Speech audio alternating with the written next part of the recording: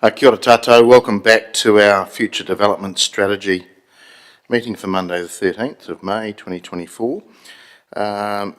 And colleagues, we'll go through into our first of our afternoon sessions. Before we get to number 18, which is for Horizons Regional Council, just want to acknowledge this is a staff position and not the governance side, so just making that clear. And invite John Roigard up, thank you.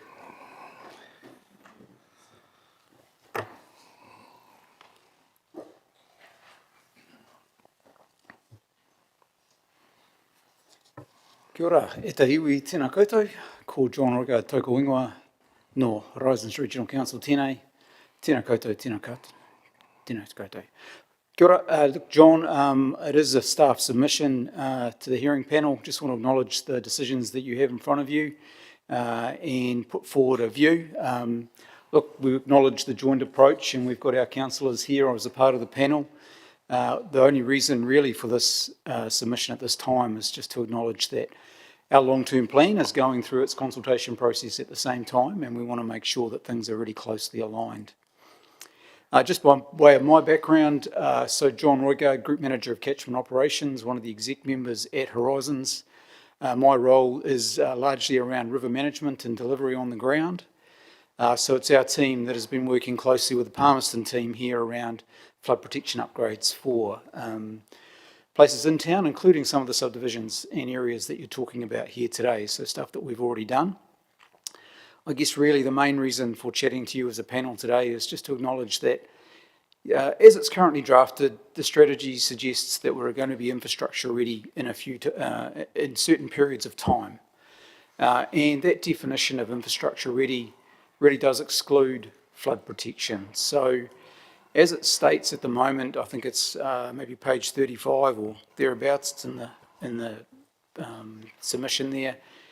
There's a reference to a table which is on another page, I think page 24, that says, hey, we're going to have these places ready, infrastructure ready by this time. The one thing we've been able to clear up working closely with your officers is that that doesn't include the flood protection aspects of the plan. And what we're just wanting to do is just make that a bit clearer in the strategy, have you acknowledge that in some minor amendments to the text, and just be aware that there's a difference to perhaps what's in the original draft. Look, there are opportunities for that further work to occur, and we'd ask you as a panel to think about acknowledging that there is further work to resource those flood protection upgrades if they are to go ahead in the future. Look, finally, just want to say thank you. Appreciate it's a big job going through everyone's views, and I know you've got a lot ahead of you. Happy to take any questions you've got. Thank you, John. Yeah, there's a couple coming. Just firstly, though, you acknowledge that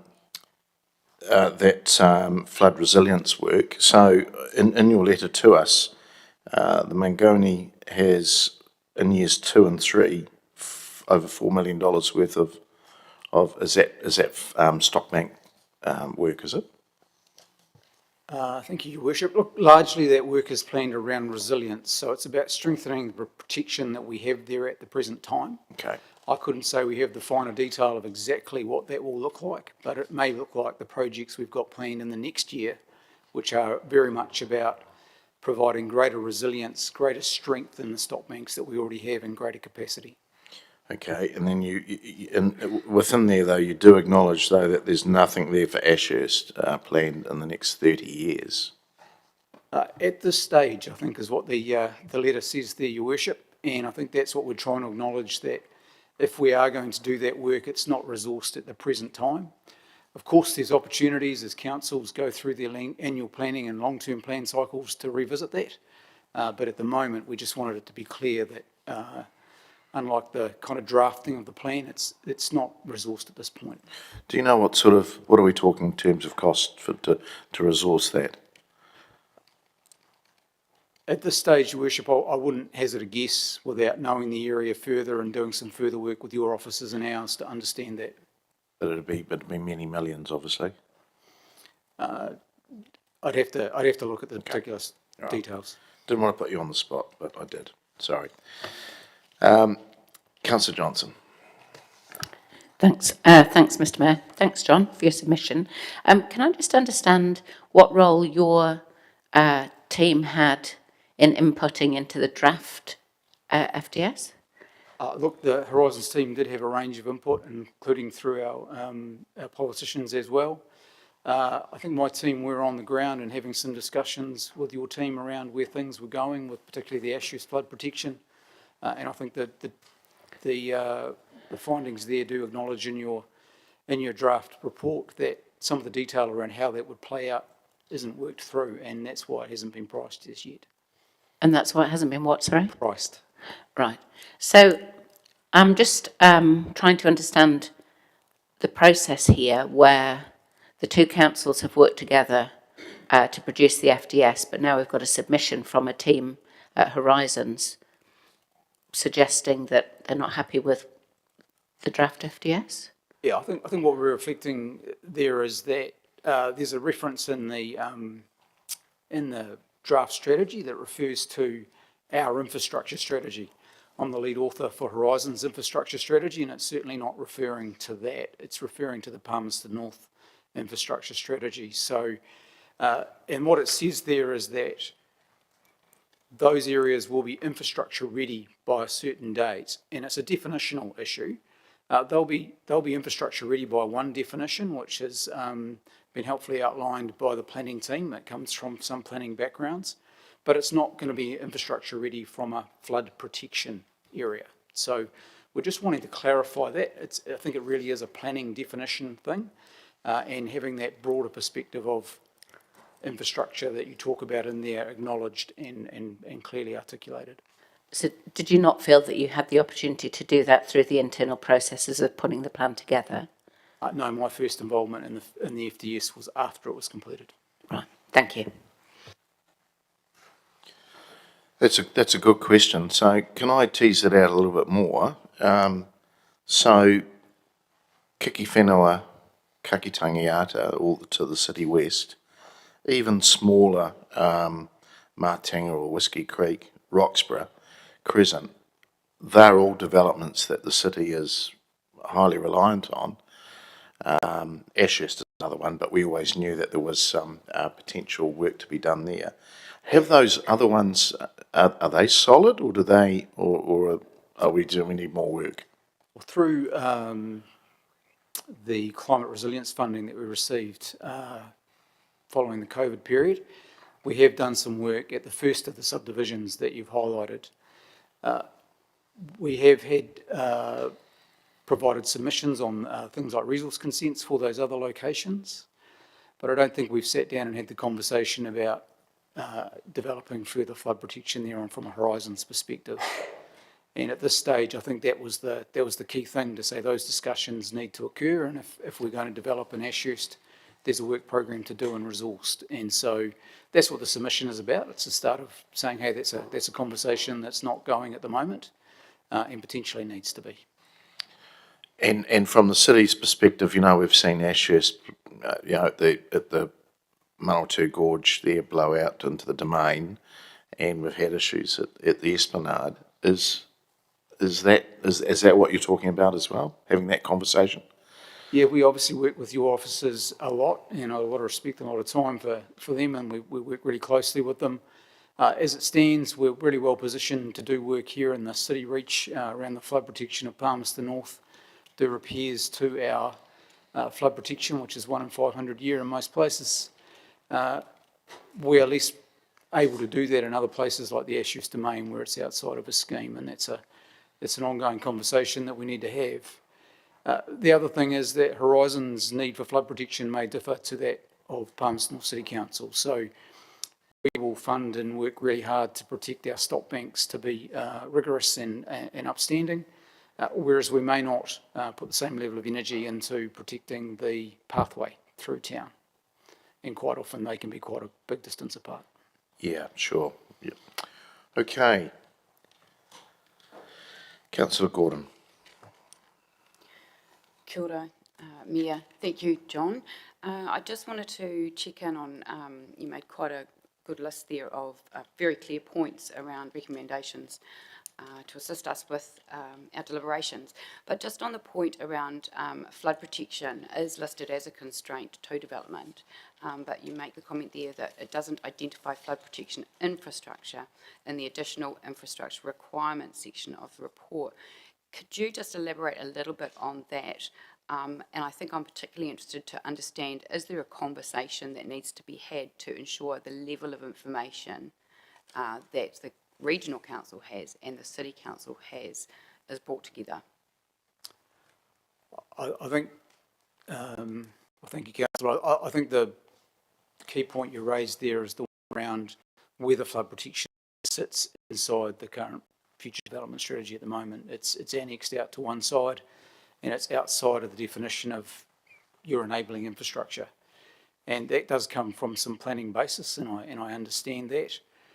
What I'm suggesting is that as a panel, we just acknowledge that that definition doesn't include flood protection infrastructure, and the statement that those places will be infrastructure ready be clarified to say they'll be infrastructure ready for these types of infrastructure, but not flood protection.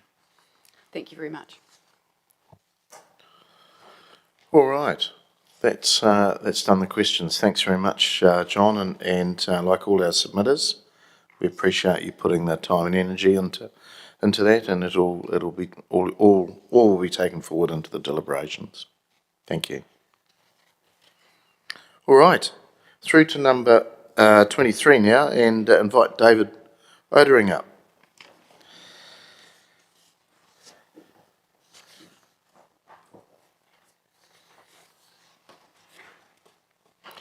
David and Fiona, welcome.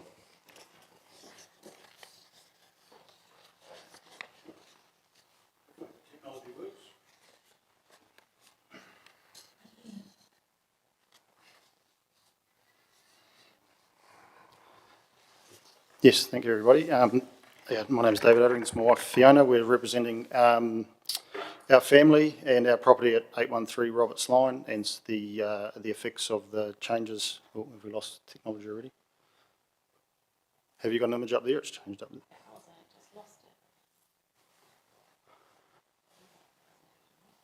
I'm going to plug that in again. Okay, we'll just hold a moment while we try and.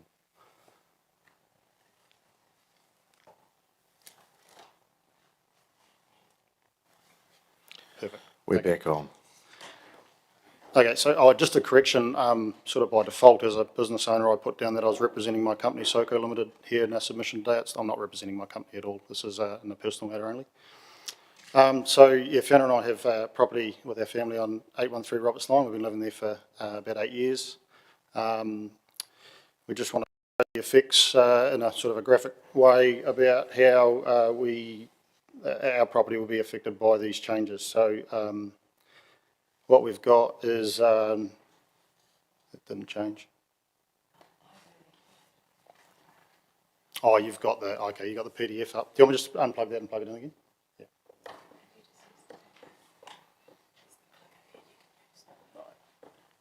I can't see the red dot. There we go. Perfect.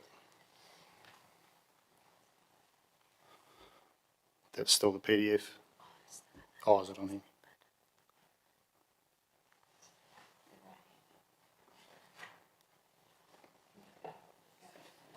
There we go. We'll just run with the PDF, I think.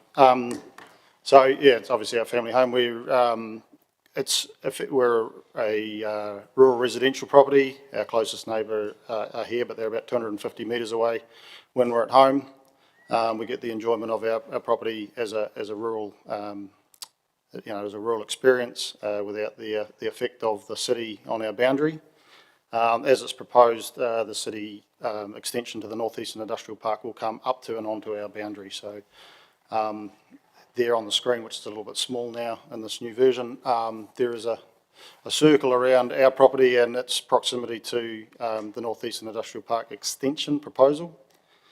As you can see, we sit right up on it. So our garage is about 20 metres away from the boundary and our living room's probably 30 metres away. So the effect is that we're going to move from having the current construction likes of the Woolworths or Countdown Distribution Centre, which is roughly 1 kilometre away, maybe a little bit further from us, right up to anything that is any extension that happens in the next 10 or 15 years, right up to and onto our boundary. The land of which our property sits on is above the waterline. So on the flood maps that were provided in the documentation, our land sits up and out of the watercourse, and I can show that in the next photo. So in 2015 there was a reasonably major flood event, as big as the 03 stuff, and that's the effect across the driveway that we share with 815. That's about as high as it gets. Now the arrow up the back is our property, up well clear, and it's at the same elevation as the other land you're proposing for the Northeastern Industrial Park. So that's a look back towards the Mangoni stream and the flooding that comes up that area, and you can see the house at 815 where Claire and Ian live. Again, our driveway, I'll move through it a little bit more quickly. So basically looking at something like what I envisage you'll end up building up onto our boundary. I am a property owner in town, I can tell you, a commercial property owner in town, a business owner, and I can tell you there is a severe lack of buildings in the 1,000 to 2,000 square metre space for warehousing and industrial, as I'm sure you're probably aware in your reports. The quality of the buildings that are available are very low, and a lot of the banks won't fund them. And the quantity is also very low. They're either tied up. You can usually find someone who'll lease you a building, but there's not very many options for anyone who's in the market to purchase. So the land we have, there's approximately of the 25,000 or 23,500 square metres we have available, there's about 20,000 that's buildable straight away without any remedial work required, and some other land that could be recovered. So our proposal is that you include the buildable land on both our property and Claire and Ian's property next door. There is some flood area in that, but if it's not just as simple as a line on a map, but most of that property is usable and could be included in the Northeastern Industrial Park quite easily. The other effect that we've got is we've got 2 girls that'll be driving in the near future, coming up to driving age. We already have trouble with a blind spot coming out of the end of our driveway. A whole truck can hide in between the edge of that road there and down as it dips down Roberts Line and back up over the Mangoni stream. You can lose a truck in there, a truck and a couple of cars even. Those girls are going to need to be driving out of that driveway very soon. The numbers that were presented to us through the KiwiWaral information that was submitted was that we were going to see a 10-fold increase in vehicle movements per day across this road. I know you've got some proposed upgrades to the road. Usually the roading comes after all of the pressure comes on, as we're starting to see in the area. I can tell you the Fulton Hogan upgrade around the corner has put a massive increase in roading usage in our area.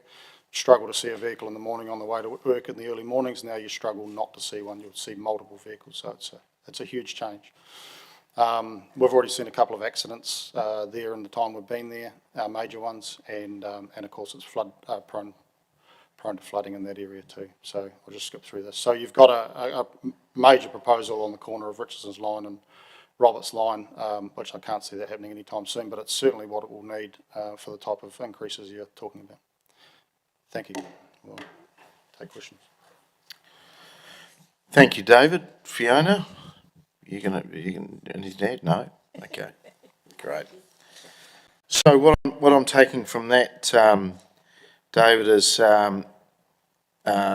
you'd be keen on being included in the extension rather than being excluded, because you're sort of jammed up between being the neighbours and the stream. Well, yeah, what you're ending up with is us being left as a bit of an island of a property jammed between this Northeastern Industrial Park extension and the natural boundary of the Mangoni stream and the floodway. It seems a bit bizarre that we were not included in the first place, but that's why we're here to submit to you. And just your other comment, which you just slipped in, but you've got it clearly in your written submission, is around the land banking, or to prevent land banking on those smaller sized properties. Yeah, that's definitely. I mean, that's from experience rather than directly relating to the information you've supplied. But I know, like I've told you, as a commercial property owner, business owner, I deal with a lot of the medium-sized businesses and around, and regular conversation amongst businesses about that medium 1,000 to 2,000 square metre facility size and availability, and predominantly anyone who's got land available to build on to this point without this upgrade. It's already tied up. You can't own it. You can lease it, but you can't own it. So it's And I think in our district plan, we don't permit it in the industrial park either, so the sizes are a lot larger. yeah, the properties that have been built to date in our area seem to be a lot larger than what I'm talking about. Maybe with the exclusion of Andrew Stewart's new frame and truss plant, that's a similar size to what I'm talking about. Okay. Chair Rachel online. Well, thank you for the question. I just wanted to tease out one of the statements you've made in there about the pinch point of where the Mangoni stream comes through before it widens out for the into the Taunui Basin. Are you suggesting that there's potential flood-related problems that could happen in that area based on what changes get made upstream? Yes, definitely. Yeah, so that was part of the KiwiRail submission we submitted on that process. So where the wider catchment area narrows and then enters the sort of defined watercourse of the stop banks is right at the base of our property. And part of what they're doing with the entire Taunui Basin is all sort of culminated around that area. So my business is electric motors and pumps. I have a lot to do with the councils with pumps and floodways and floodgates, the Motua floodway. So I do have quite a bit of experience in that area, not specifically designing anything, but helping with mitigation. And you can definitely foresee an issue in that area. It's going to culminate there. So there'll be much more adept people that'll be able to come up with plans, but we'll see it there, right at that area. Thank you. Great.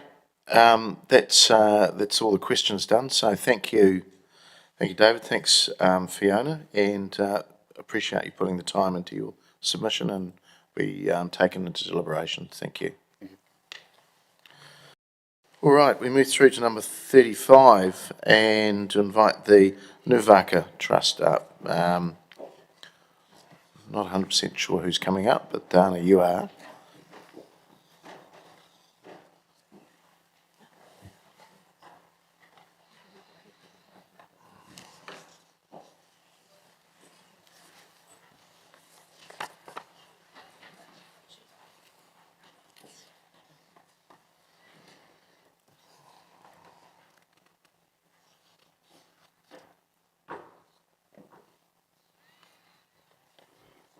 Kia ora ana. Nisa Bulawanaka, talofa lava, maluelelei, whakalofa lahi atu, taloha ni, noia, malo ni, whakatalofa atu, ngā mauri, halo o laketa, tēnā koutou katoa. And while it's not so warm outside, we're bringing warm Pacific greetings from our Pacific Islands. Ko tāna kunaiti tōku ingoa, he uri au no mangai o ngā kuki airani, no Tahiti, no Te Ati Haunui a Pāparangi, no Zirikzai i Horana, ko Autaka Aere o Nuvaka Trust. So I'm the General Manager for Nuvaka Trust, Pacifica community provider covering the Mid-Central region. We are just going to provide a little summary about our organisation. We were born during COVID. We started service delivery in 2022, and we have a summary up there in terms of our 5-year strategy, which is from 2022 to 2027.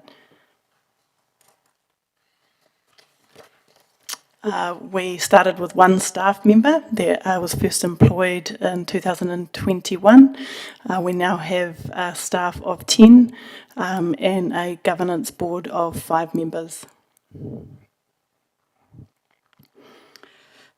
We first started delivering social services during COVID, and last year in around September, we expanded into the health sector.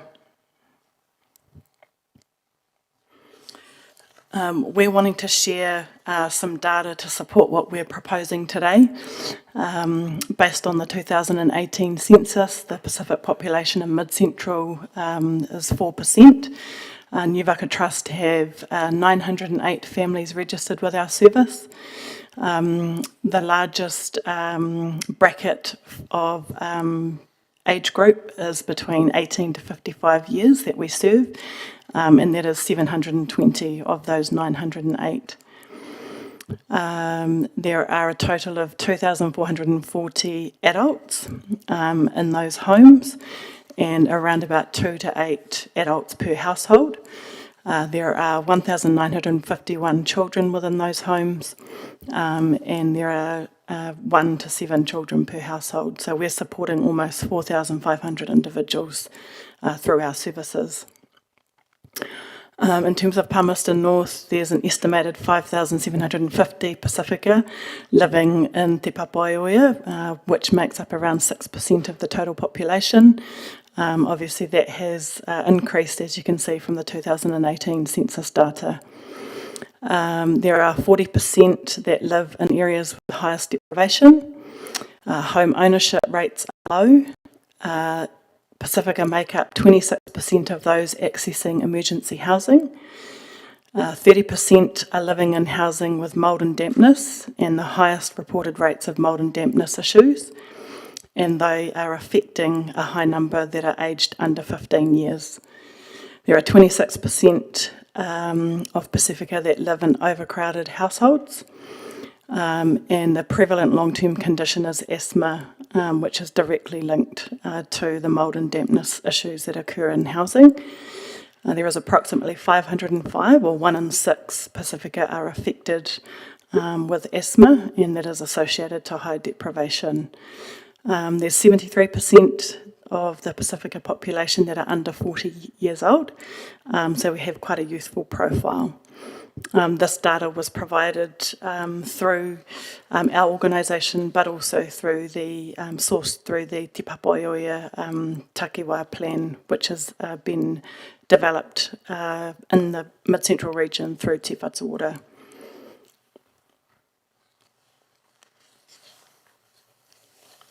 Just going to hand you over to one of our staff.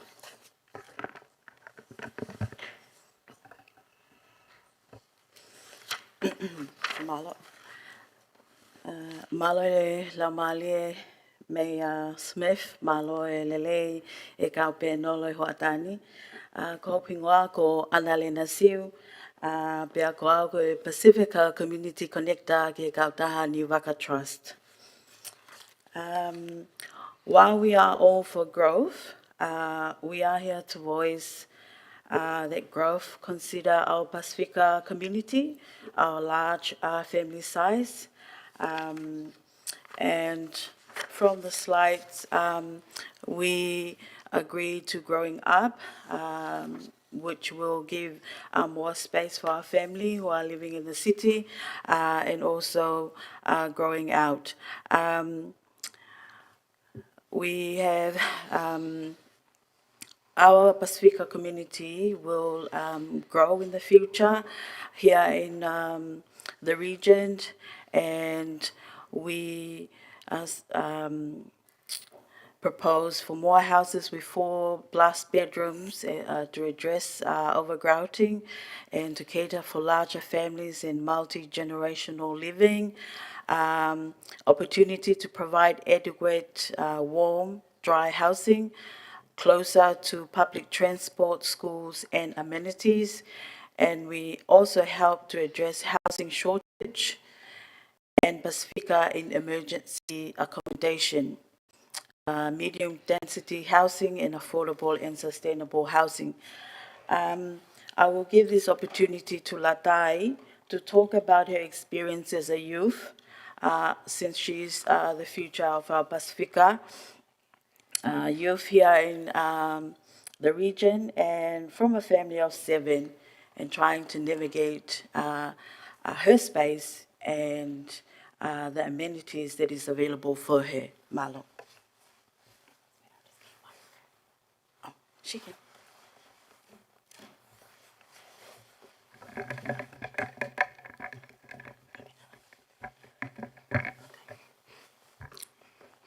Malolelei, ka hoko hingoa ko la tai siu. O kua hau me tonga, ka o kua nofo I papai o ia. O kua wako I he api ako hato petera. I come from a family of 7 and we live in 24 Ranfurly Street. The location we live in now is ideal and encourages independence. As a youth, I catch the bus to go to and from school, netball, and my brother's rugby games.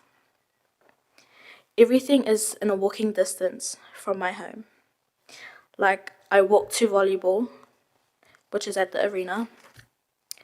I walk to church, which is the Cathedral of the Holy Spirit. My sister Rosalia Seal, who is a leader at school, works part-time at Kmart, and she has her Nidan black belt in karate, which she is able to meet her commitment due to the location. Location and space for large families matter to our Pasifika families.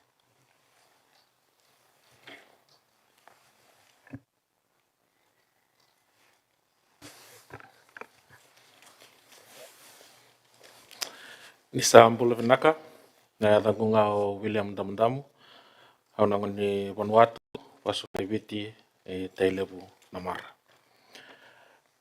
I'll be presenting our final slide for us this afternoon. In our submission, we are asking that we fund Pasifika community providers to facilitate engagement talanoa, give us an opportunity to provide information on future development strategy. Also include Pasifika communities who are informed on city developments with another opportunity to reimagine the future labor market. Another point is pathways to sustainable employment and future job opportunities, building community workforce capacity and capability, and the last one being lifting growth, performance, and durability of local economy. We live on our elders' dreams and aspirations, and we stand on their shoulders. And with the development planning ahead of us, we hope that these dreams would be lived out, and as we look forward to a favorable outcome for our Pasifika communities. Naksarabaliu.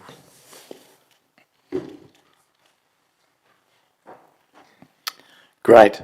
Thank you very much. Councillor Johnson. Thanks, Mr. Mayor. Kia ora ngā te ana and your team. I'm just wondering if there's any change that you want us to make in the draft future development strategy as advertised, or whether we're fair to say you're broadly supportive. Just can you expand on that? Oh, kia ora ana, Councillor Johnson. Yeah, I guess we broadly support it, and what we were supporting was the growing up and growing out, as opposed to the growing in. And really what we're asking is that there is more land made available for our Pasifika communities. As we know, our families are larger. As we've presented, there's overcrowding, and so we want the opportunity for our Pasifika communities to have a space that is big enough for homes to be built bigger. Obviously, with the medium density housing within the city is not necessarily suitable for elderly, maybe for the younger, more youthful population, which you can clearly see we have here in the city. But more broadly, yes, we support the growing up and growing out as opposed to growing in. We're just presenting today, I guess, to make sure that our Pasifika voice is being heard at this level. Mai taki.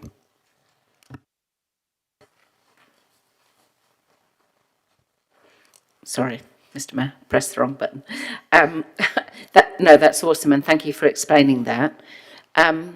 In terms of the growing in, that's with the medium density, sort of, so less land around the house itself, you could say. So is that not supported because it's a smaller property? Is that what you're thinking? Yeah, so I guess what we're saying is majority of our families are larger, and so there will be some families that the medium density housing in terms of growing in will cater for, for some of those smaller families, but majority of the families are larger, and because of that overcrowding, we're obviously wanting homes that will cater to that sort of multi-generational living. Yeah, does that answer your question? Yeah, no, that's very helpful. Me take. Look, thank you very much. I think that's done our time. Appreciate you all coming in and speaking to your submission. I mean, obviously acknowledging the large Pacifica community that we have in the city, and as Councillor Johnson pointed out, the housing issues that you've brought up, but also that building that workforce capability and capacity as well. So we will take your submission into our deliberations. Thank you for coming in. Okay, to number 36, and invite Dale O'Reilly to come up. Thank you, Dale.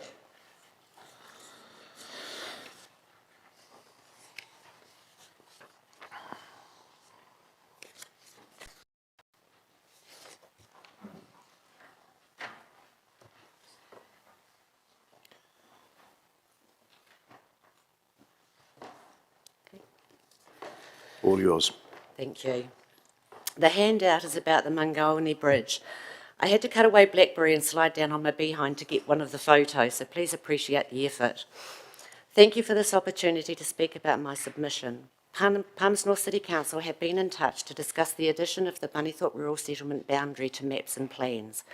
So it looks like this might be progressing. Thank you. What I request from this process is that Bunnythorpe residents are provided with factual, open-minded consultations specifically dedicated to the route of the ring road. That Palmerston North produce a statistical analysis of the makeup of Bunnythorpe with input from the community about its coverage to inform planning. I believe the 2023 census results will be available at the end of this month, and that Horizons and PNCC support the establishment of the Greater Bunnythorpe Community Board, which was the subject of the appeal to the Local Government Commission. These requests are because I've come to realise that there is a disconnect about who and where makes up Bunnythorpe. That the area east of the railway tracks fronted by the shops, garage and Glaxo, and the housing seen from there is all that is acknowledged by many as the extent of Bunnythorpe. So I'll take this opportunity to provide some background and to debunk some myths. Prior to the government reforms in 1989, Bunnythorpe was split down the middle between two county councils. This caused a fair bit of frustration and fairly higgledy planning and services in those days. Bunnythorpe had a domain board, and although its purpose was to manage domain lands, it served as a conduit for a bit of cohesion of information and services to Bunnythorpe because it controlled domain lands within both counties, with representatives of both counties as officers. Then with the reforms of 1989 and the merging of many county councils into what is now the Manawatu District Council, Bunnythorpe's entirety was finally within one territorial authority. And although the Domain Board was disbanded for reasons no one's really sure about, being administered by one council would resolve the community cohesion issues. In 2005, Bunnythorpe Community Committee realised that it was very difficult to get Stats NZ information on the make-up of Bunnythorpe, because, as it turned out, we were one of only 2 rural villages in the whole of New Zealand that wasn't recognised by Stats NZ as a settlement. We were just a point on their map, which could have meant there was no settlement at all. Te Arakura, for instance, has no settlement and was a point on their map. So we made a submission to MDC to ask for help with that process. This didn't eventuate, but not long after, in 2007, consultation took place about a future Fielding to Palmerston North commuter route that had been being investigated with options affecting Bunnythorpe. Then a joint transport committee formed between PNCC and MDC had a new plan, the 2010 Joint Transport Study, proposing this rural freight ring road route through our village. Around this time, the Ministry of Education reduced Bunnythorpe School's catchment in favour of Whakarongo School. This was all followed not long after by the boundary change. And here we are again, back to having a split between two councils, the boundary change having left some Bunnythorpe village properties within MDC boundary and the rest within PNCC, so disconnected once again. This is one of the community cohesion issues Bunnythorpe already faces. The Bunnythorpe residents who are considered as living in the settlement, who live up Dixon's Line, don't receive information and don't feature in Bunnythorpe settlement statistics, etc., yet strongly identify with Bunnythorpe. Then, of course, there are all those who live in rural Bunnythorpe, outside of the settlement area, but are in Manawatu district who strongly associate with Bunnythorpe, including Dixon's Line and one side of Roberts Line and KB Road and as is Bunnythorpe Road. After many years of advocating for help from MDC and then PNZC for Stats NZ inclusion, there was finally a review of statistical boundaries undertaken by Stats New Zealand themselves in 2018. And after submitting to this process, we finally became a recognised rural settlement. However, because we were now split between two councils again, the entirety of the settlement couldn't be included because a rural settlement's entire extent has to sit within one territorial authority. Had we been provided with the support we needed prior to the boundary change, the boundary would likely be different. A severance issue we already face is the physical one of the railway line. Bunnythorpe has always had to deal with this community severance, but while all of the planning has been going on since 2007, 17 long years, little has been done to mitigate the effects of this on the community when our population has increased significantly and continues to increase, along with the increased traffic on both sides. Because we are told, while high-level planning is taking place, only the most urgent of issues will be addressed and no new projects undertaken. Following the boundary change, there has been the PNITI plan, the Accelerate 25 plan, and now Te Utanganui Master Plan, continuing to propose the same ring road route going straight through Bunnythorpe and additional community severance. I don't think it's a long bow to draw to make an assumption, rightly or wrongly, that many of the organisations and consultants taking part in this high-level road planning between 2007 and the outcome of the 2018 review of statistical boundaries either didn't know or took advantage of the fact that Bunnythorpe didn't exist in official Stats New Zealand documentation, that the information available that there was no community to be concerned about, Bunnythorpe being just a point on a map. I can assure you that the people of Bunnythorpe have not had any input into any of these plans that continue to include this ring road route. I know that you have heard otherwise, as have we. And when you hear statements like, this planning is the result of huge investment, including ongoing stakeholder consultation and has been being flagged to the community for many years, please don't interpret that to mean that the Bunnythorpe community, who will be the most affected by the current ring road route, has had any input. We have not. My understanding of the word stakeholder is any person, community or organisation that has an interest in or is affected by decisions. Bunnythorpe residents have an interest, will be affected and have a right to genuine, meaningful, open-minded consultation about the route. I note that the Ministry of Education has been included as a stakeholder and has only submitted on being included in discussions around new schools that might be needed, not the impacts of this planning on Bunnythorpe School. Specific consultation with Bunnythorpe will rectify this, as will Community Board. Another thing that we've heard bandied around is that the people of Bunnythorpe are just being NIMBYs, not in our backyard. Now, in a situation where a state highway is being moved out of a township and the proposed new route affects less built-up areas, which, let's face it, is what councils and Waka Kotahi are committed to doing with other state highway upgrades, I could understand how this might be the feeling. However, this planning is directing a state highway through the middle of a quiet rural settlement that has never had a state highway anywhere near it. State Highway 3 is Napier Road to Palmerston North, State Highway 56 is Pioneer Highway to Palmerston North, and State Highway 54 is Cameron's Line from Fielding to Milson Line, then the small portion of KB Road from Milson Line to State Highway 3 Rangatiki Line to Palmerston North, all miles away from Bunnythorpe. How can this even be being contemplated, let alone the people affected by it be referred to as NIMBYs? And another myth floating around is that the Bunnythorpe community is transient, and as the national average time spent in a dwelling is 7 years, many of the current residents won't be living in Bunnythorpe when these plans come to fruition. This is an appalling conjecture that statistical analysis will debunk. Statistics will show up length of time in current dwelling, and it will provide essential background for arguably insurmountable increased community severance and social cohesion issues should this planning go ahead in its current form. Thank you. Thanks, Dale, and thank you for your additional Edwardian Bridge beauty in Bunnythorpe. Thank you. And we do appreciate you going down the bank to take the photo. Just a couple of questions, if you may. So the population thing, and I know you're very big on the mesh blocks and everything else. So what do you think the population is of Bunnythorpe or Greater Bunnythorpe?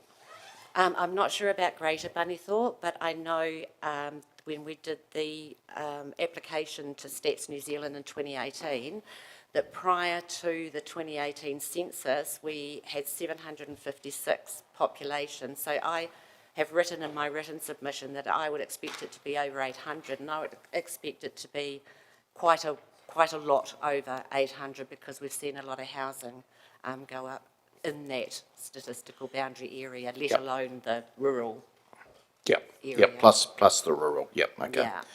So, and you're aware in our LTP that we have got we've got a program, it has to get through, but we've got a program there around community and village planning, specifically for Bunnythorpe.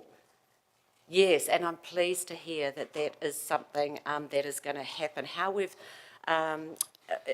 it's been put across to us is that will feed into this plan, the FDS. Yes. However, what we feel as a community is we really do need specific consultation about the ring road itself, but we're very pleased that we will be getting a village And that was plan. the third one, just the ring road will obviously that will be a big part of that discussion, I'm sure. Right. Thank you. Good. No further questions. So look, thanks Dale, and appreciate you going to the effort of pulling together all your pieces there in your submission, and they definitely will come into our deliberations. Appreciate it. Thank you.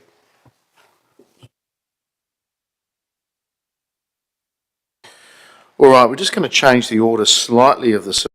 So I'll now invite up Whakarongo Holding Company. So I see them in the front row there, Paul Thomas, Matthew Curry, Kevin Judd, and I think we have John Masson online as well.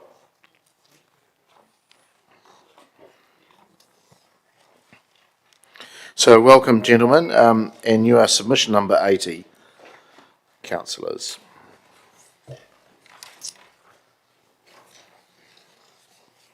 Good afternoon. We have a PowerPoint that will come up in a moment. While that's happening, some introductions. My name's Paul Thomas, Thomas Planning, prepared the submission, prepared the plan change that's associated with this matter. I'm a planner and independent commissioner. On my right is Matthew Curry, submitter and developer, hope to be developer of 160 Napier Road. On my left is Kevin Judd, Director of Resident Consulting and very experienced in terms of what is and isn't happening around Palmerston North in terms of development. We also have John Marsden on Teams, who has provided some legal advice to this proposal. Now, we have that's John Marsden's presentation up there rather than mine. I don't know if you can switch it to mine initially and then we'll give John a go. But information filed. So, sorry, Paul, we just got a little bit of confusion here. So is there another submission, another PowerPoint? Yeah.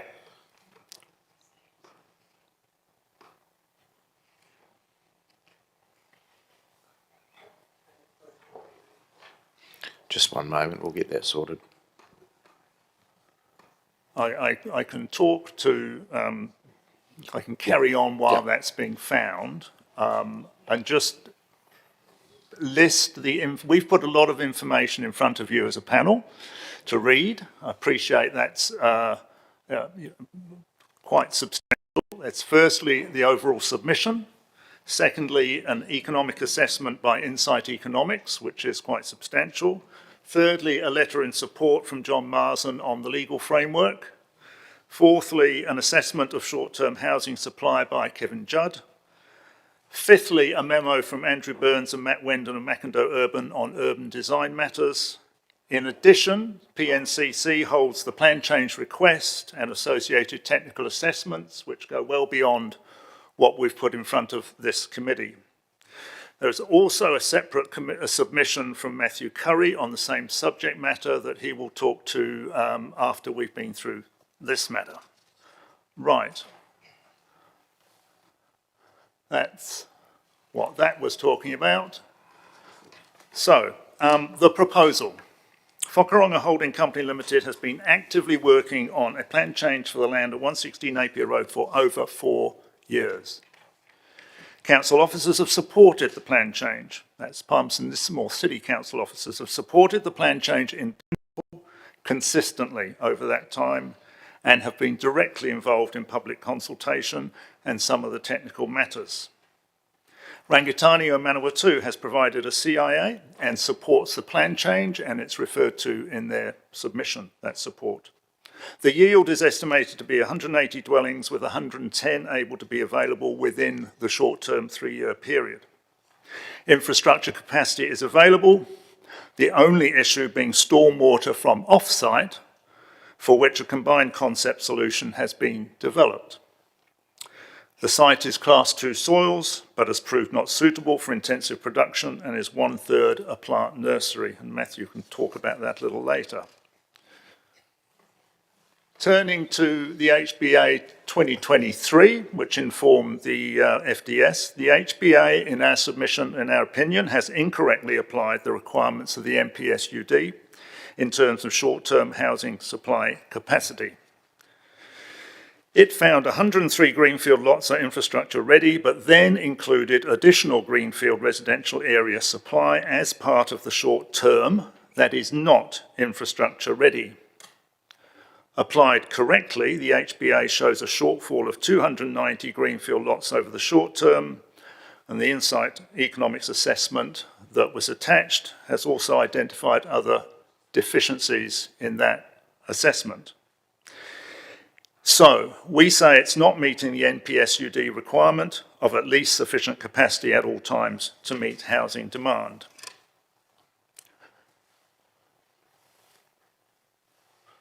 Turning to the FDS, he says, hopefully,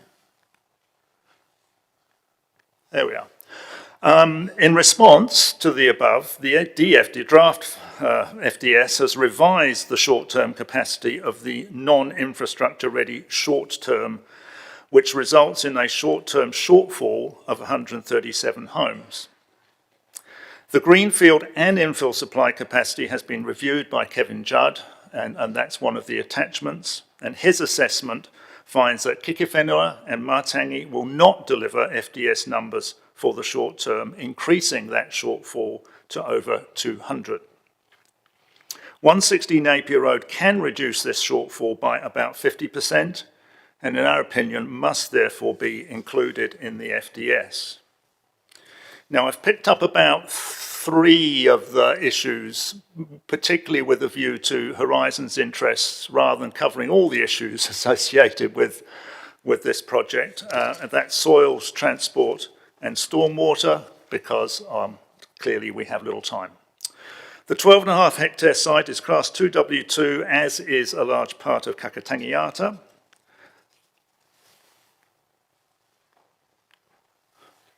Yeah. The city is almost entirely surrounded by highly productive land, as is shown on the plan in the FDS, which is very illustrative. The government is considering changes to the NPS HPL, but the scope of that is uncertain. The soil productivity of the site is limited by wetness, has only really been grazed, and 1/3 is a plant nursery. Turning briefly to transport matters, a transport assessment has been undertaken by Harriet Fraser Transport Planning, who's well known to these councils. A concept for the intersection with Napier Road has been agreed with NZTA. Noise insulation, vibration and ventilation requirements within 100 metres have been agreed with NZTA and form part of the proposed plan provisions. A vehicle connection to Ruamahanga Crescent will be provided. A property has been secured to provide that. The site has excellent accessibility to public transport. Okay, briefly on stormwater. Thanks, Kevin. Expert stormwater assessment's been provided by Paul Mitchell, previously of Mitch Hydro and now Resonant. It includes a detention area at the southern end adjacent to the river Stockbank, earthworks consent for that has already been applied for to a regional consent has already been applied for the Horizons. In addition, there's a backup area for a detention is also available within the structure plan. The ponding solution at Napier Road involves basically a double piping system through the site to accommodate that extra ponding from the wider catchment. So, briefly in summary, development of 160 Napier Road is able to be implemented quickly. The FDS has a short-term shortfall of over 200 houses. A plan change is in process, addressing all the issues, and in our opinion, it must be included in the FDS in order for you to meet your requirements under the MPSUD. I wonder at this point if I could ask John Marsden to have his say before we go into questions. I don't propose to have any other presentations because of time. Over to you, John. Thank you. Can everybody hear me? I'm actually in northern New South Wales, so I apologise for that. So hopefully my PowerPoint is available to you. And supporting the submission is a letter from me, which proposes that this is a review, but I realised later that that's incorrect. This is in fact the first joint FDS by the councils under the MPSUD. And I just want to reiterate again the two key aims for that FDS over the relevant three planning periods, which is short, medium and long term. And the first is to ensure the council has a clear and accurate idea of the supply and qualities needed for an effective functioning urban environment that meets all needs of community sectors. And secondly, to enable council and private developers to receive strategic signals through the FDS about how proposing development can contribute to meeting the council's urban environment needs informed by the MPSUD, which in turn informs choices that developers make about putting forward proposals, recognising that plan changes will still have to confront an opportunities and constraints analysis.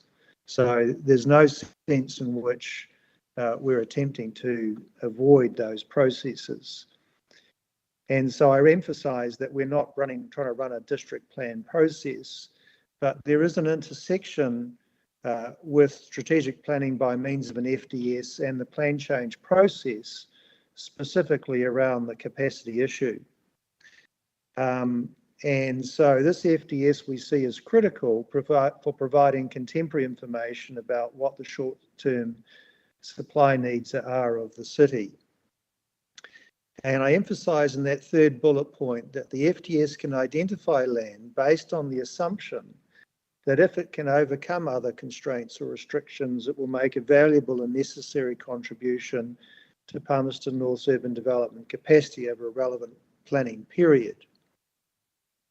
Plainly, any candidate that's put forward should demonstrate at least at first face to have attributes that meet Policy 1 concerning a well-functioning urban development environment. And to that end, the applicant has supplied both relevant technical reports, but also the urban design assessment and support of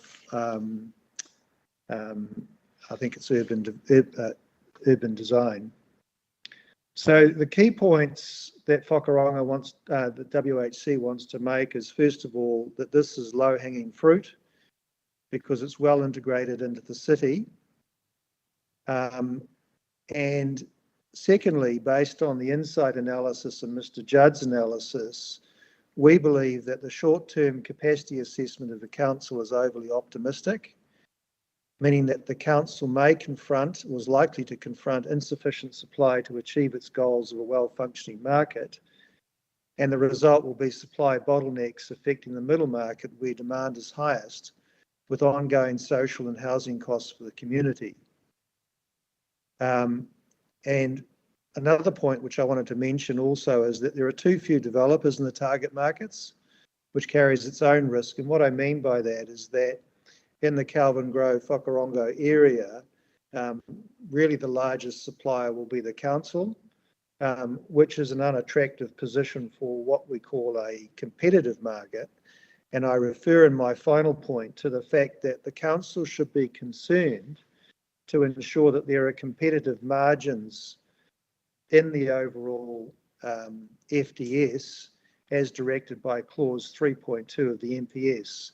And competitive margins are both headroom in supply and also making sure that there are sufficient players in that market. So in terms of outcome, I mentioned what I thought was an appropriate outcome in paragraph 13 of my letter, but I want to develop that very briefly if I can. The preferred option... John, I'm sorry, I'm being very generous with the time. We're well over. So, look, we've got your documentation. Thank you. And thank you, Paul, Kevin and Matt. You might want to stay there, Matt. We'll accept your written submission, and everything you've put to us will be taken into the deliberations. So, sorry, we've got 30 submitted today and we're already behind. So I appreciate everyone's trying to get their submission to us. So we take all that on board. So thank you, and you might want to stay there, Matt, because we'll come to you as the next submitter by yourself there, 104, representing Homewood Property, and over to you, Matt. Yeah, thanks very much for the opportunity. You'd be interested that Chris on the connection, the owner of the land at 160 Napier Road, and if anyone wanted to ask him a question, he did put in a submission, and you'd be welcome. Okay, so just a few quick points really. It's just reiterating really probably what Paul's covered. But as far as soils go, if you look at the Horizons planning maps and the classification of the soils surrounding Palmerston, then all of it is HPL, highly productive land, except for some of the gullies at a Cowtree. So pretty much anything you could, talk in layman's terms, but anything you could mow with a haymower and bale, well, that's pretty much highly productive land under the definition of the MPS. So when it comes to greenfield expansion, it is a question of which HPL land we're going to use. And 160 Napier Road is classified as HPL, but being an uneconomic farming unit and not able to be amalgamated with any other land because of the gasworks drain, we believe it's an attractive proposition, and it nicely rounds off the city across the gasworks drain, and we have had that comment made by council officers that it would round it off nicely. The stormwater issue that comes up, there is ponding in the front paddock that happens every now and then, and that's the result of stormwater overflow from the council network, because the network's inadequate, that ponds there. And the current owners have been quite patient about this matter. It's been raised many times over many years. And the development of this land would directly facilitate a stormwater solution that would solve that problem. And as far as the ponding area on the southern end, we believe that's a very good solution. That's currently being worked through with Horizons. If we can't get to a resolution of that, a plan B would be that we could use some of the more elevated land that was going to be housing, but that's definitely the second option. It's not our most desirable. Then connectivity's been touched on, very close to the roading networks, the public bus networks. I think there's a bus station only a couple hundred metres away, and there's good connectivity to networks. As far as the shortage of sections goes, so we've had the sort of the more technical data, but we genuinely think there's a looming shortage of sections coming, especially as demand picks up from what's been a pretty low level for a couple of years. And that is just based on knowing what the blocks of land are, who the developers are, asking a few questions, who's going to start when, what's the likelihood, and we definitely see a shortage looming. We believe this land would make a a real difference to the supply, particularly in that corner of the city. In conclusion, what we're really asking is for us it's crucial we're identified in the FDS, and that is because we've been advised that if we continue to a plan change hearing without being identified in the FDS, that is a serious headwind for us, and at this point in time we don't feel we would continue with it because of the risk. There's been a lot of money spent to get to this point, and we believe it's a good option, but it's crucial to us that we're identified in the FDS. And being identified in the FDS doesn't make the decision, that's the plan change and the process surrounding it, and where all the issues will be canvassed and it'll go to a hearing and a commissioner. But this is just an enabling point for us to move the project on. Thank you, Matt. A couple of questions. Councillor Johnson. Thanks, Mr. Mayor. Thanks, Matt. Why do you think you're not included in the FDS? I'm going to give the layman's answer to this, but it's a puzzle to us. We thought we were in contact with officers, and I couldn't describe the reason why we're not. Okay, so you're not aware of why you wouldn't have been included? I don't. Do one of you guys want to say anything to that, or? Just to be very clear, the land we're talking about is not identified as a growth area in the FDS. What is identified in the section on other opportunities is a paragraph that says, and I can turn to it, that says that council has received a private plan change is being pursued for this area, but will need to pass the tests of the MPS, HPL, etc. And it's identified, but it's alongside other opportunities like Massey University and things like that that are really not developed opportunities there, and those other ones aren't going to address a short-term shortfall. This is probably the only opportunity you actually have to fix that problem. Okay. Have I got time for another question, Mr. Mayor? So you've mentioned that you think that this, assuming that the plan change went through, of course, that this land could be developed quicker than other land that's already been through a plan change process. Why is that? What's your supporting argument for that, I suppose? So Kevin's very involved with a lot of the development that happens in Palmerston, and so there's various stages of different projects, but some of them are limited. Some of them are limited by NZTA and intersection upgrades. Some are limited by infrastructure that council has to put in, and at this point, perhaps it's not at the right stage in the LTP to be done in time. Do you want to add to that, Kevin, or?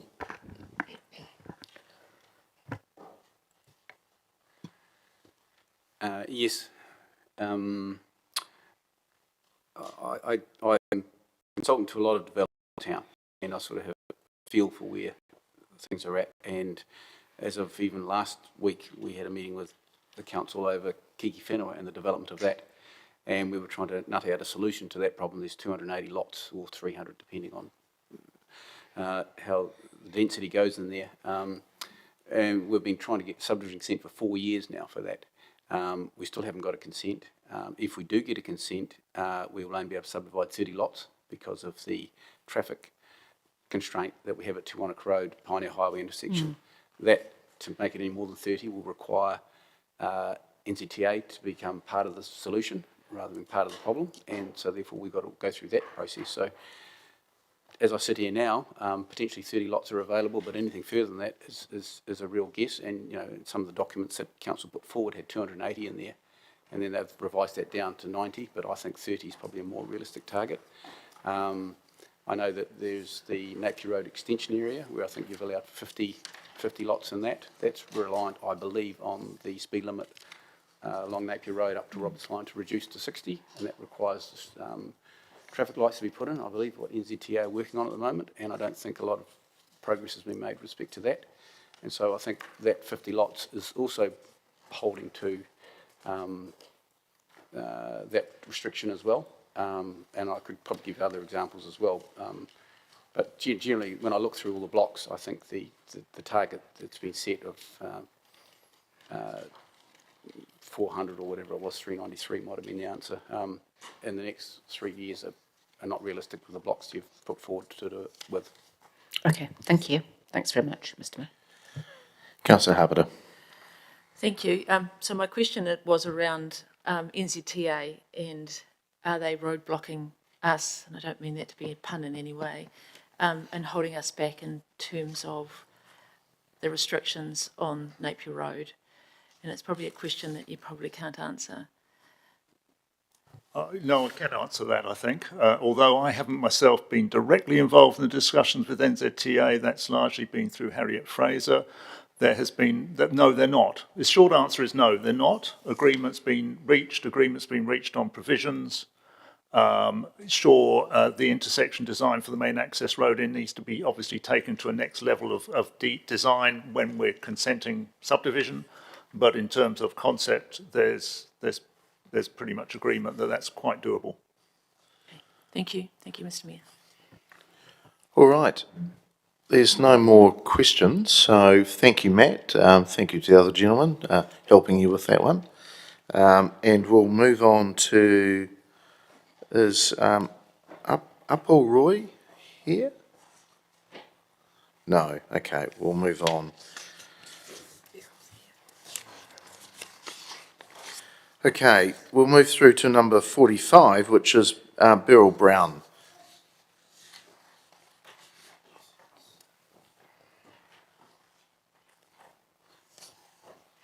Welcome.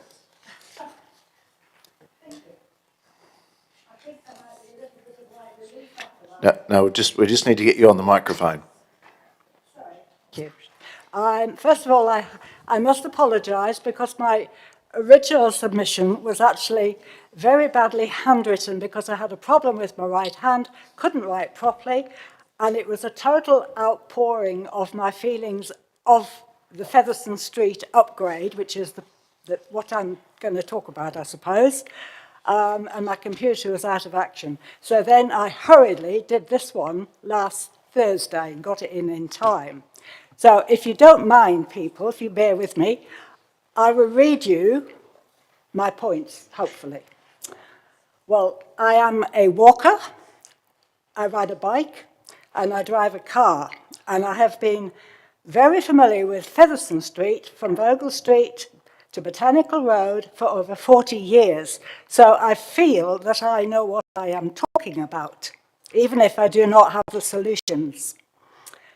The upgrade is pretty to look at on the photos opposite Boys High School, but practically only seems to function when there is little traffic. I ride my bike from Ruahine Street to Arahouse Street one Sunday afternoon. There were few cars, no parked vehicles overhanging the cycle lane, and no big delivery trucks. So it was an easy ride. But then I decided to try it on a working day at 10 o'clock in the morning, and by the time I got to the intersection of Featherstone Street and Heratonga Street, I gave up. Too dangerous. And I took my bike and went all the way down Stanley Avenue and then into Roy Street to get to Mitre 10, which was my aim. But the traffic on Featherstone Street coming out of Roy Street was abysmal. And I chickened out, walked my bike across, and went all the way round the back from Nata Street. So it just simply shows that it can be extremely dangerous as a cyclist. I had suggested when we first attended the working groups at the Palms North City Council, initially when we had the full sort of market presentation of what was going to be planned, I had suggested that the entrance to the Mitre 10 shopping complex should only be from the back street, not Featherstone Street, and likewise, the entrance to Boys High School could be considered North Street, not Featherstone Street, but it presumably fell on deaf ears. But then I am not a civil engineer and probably don't know what I'm talking about. The berms outside the shopping complex near Torpedo are a waste of space. Why couldn't that have been used for wider roads to incorporate bikes and cars? And the outdoor gym that's popped up there is a total waste of money. Who's going to be using that, for heaven's sake?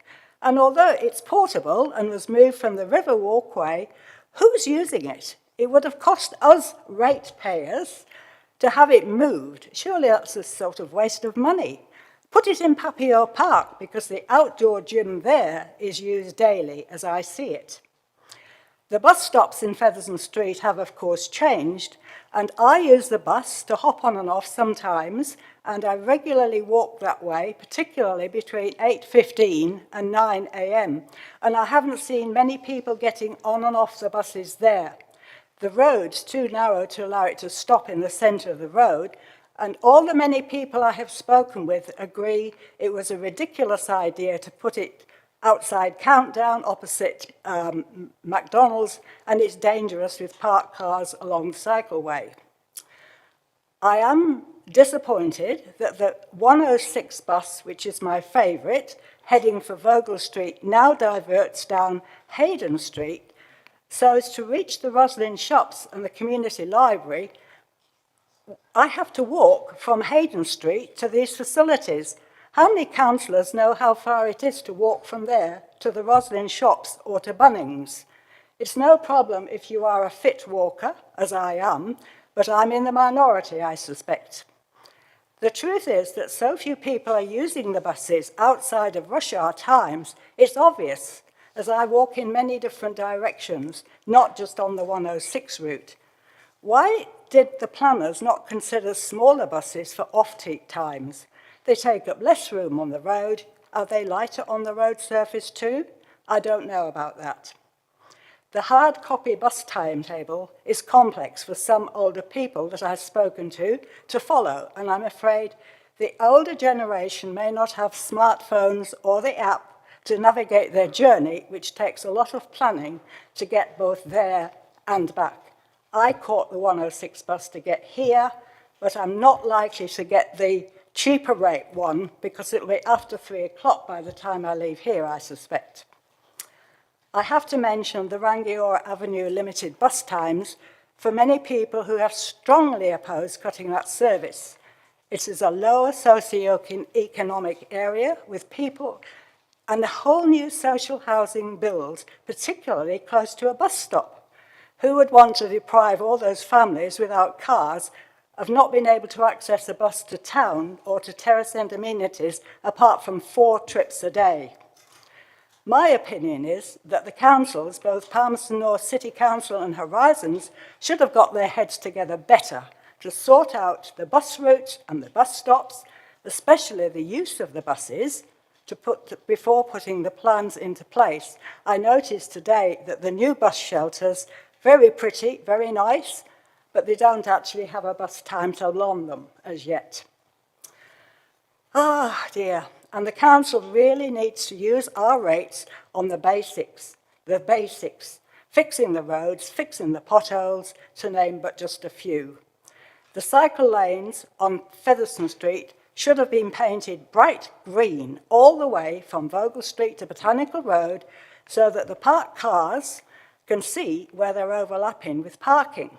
I see it happening outside Boys High every morning at rush hour time. People park.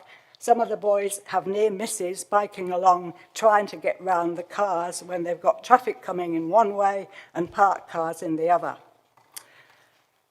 The problem is that Palmerston North has been a car city for all the time I've lived here, since 1965.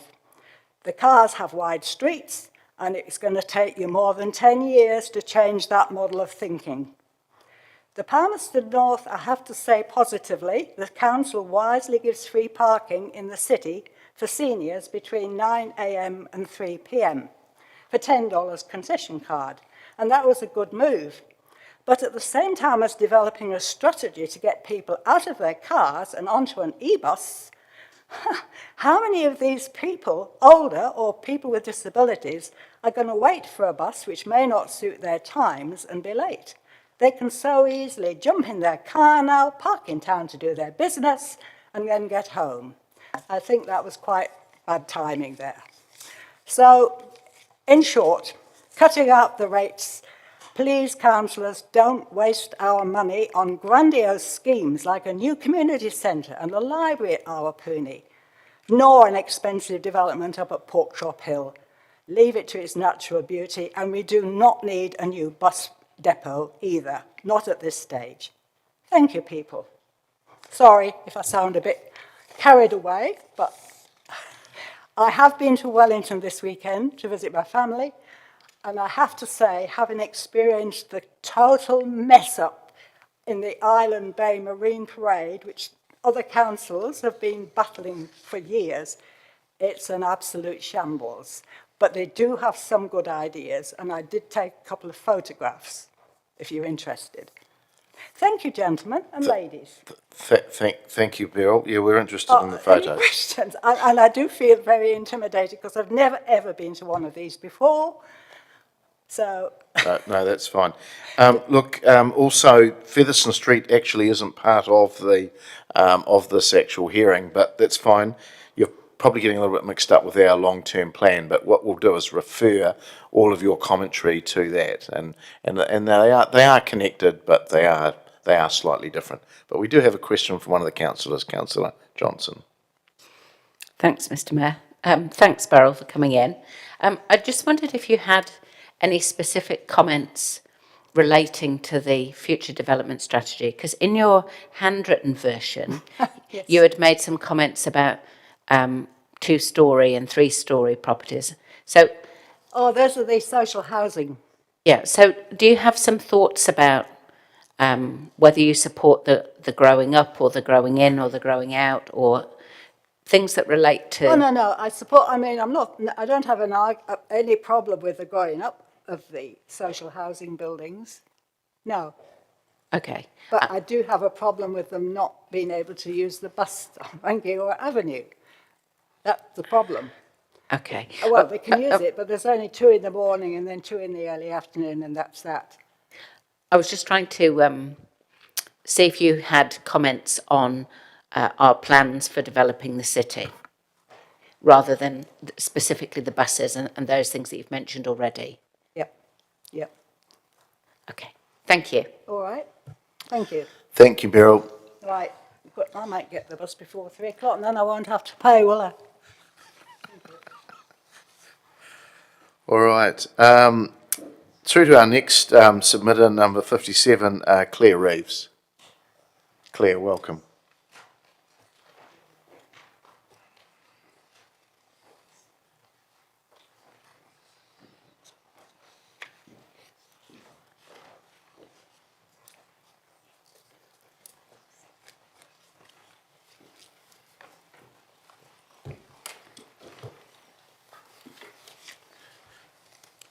Yes, thank you for hearing from us today. I'm Ian, and this is Claire Reeves, who owns 815 Roberts Line.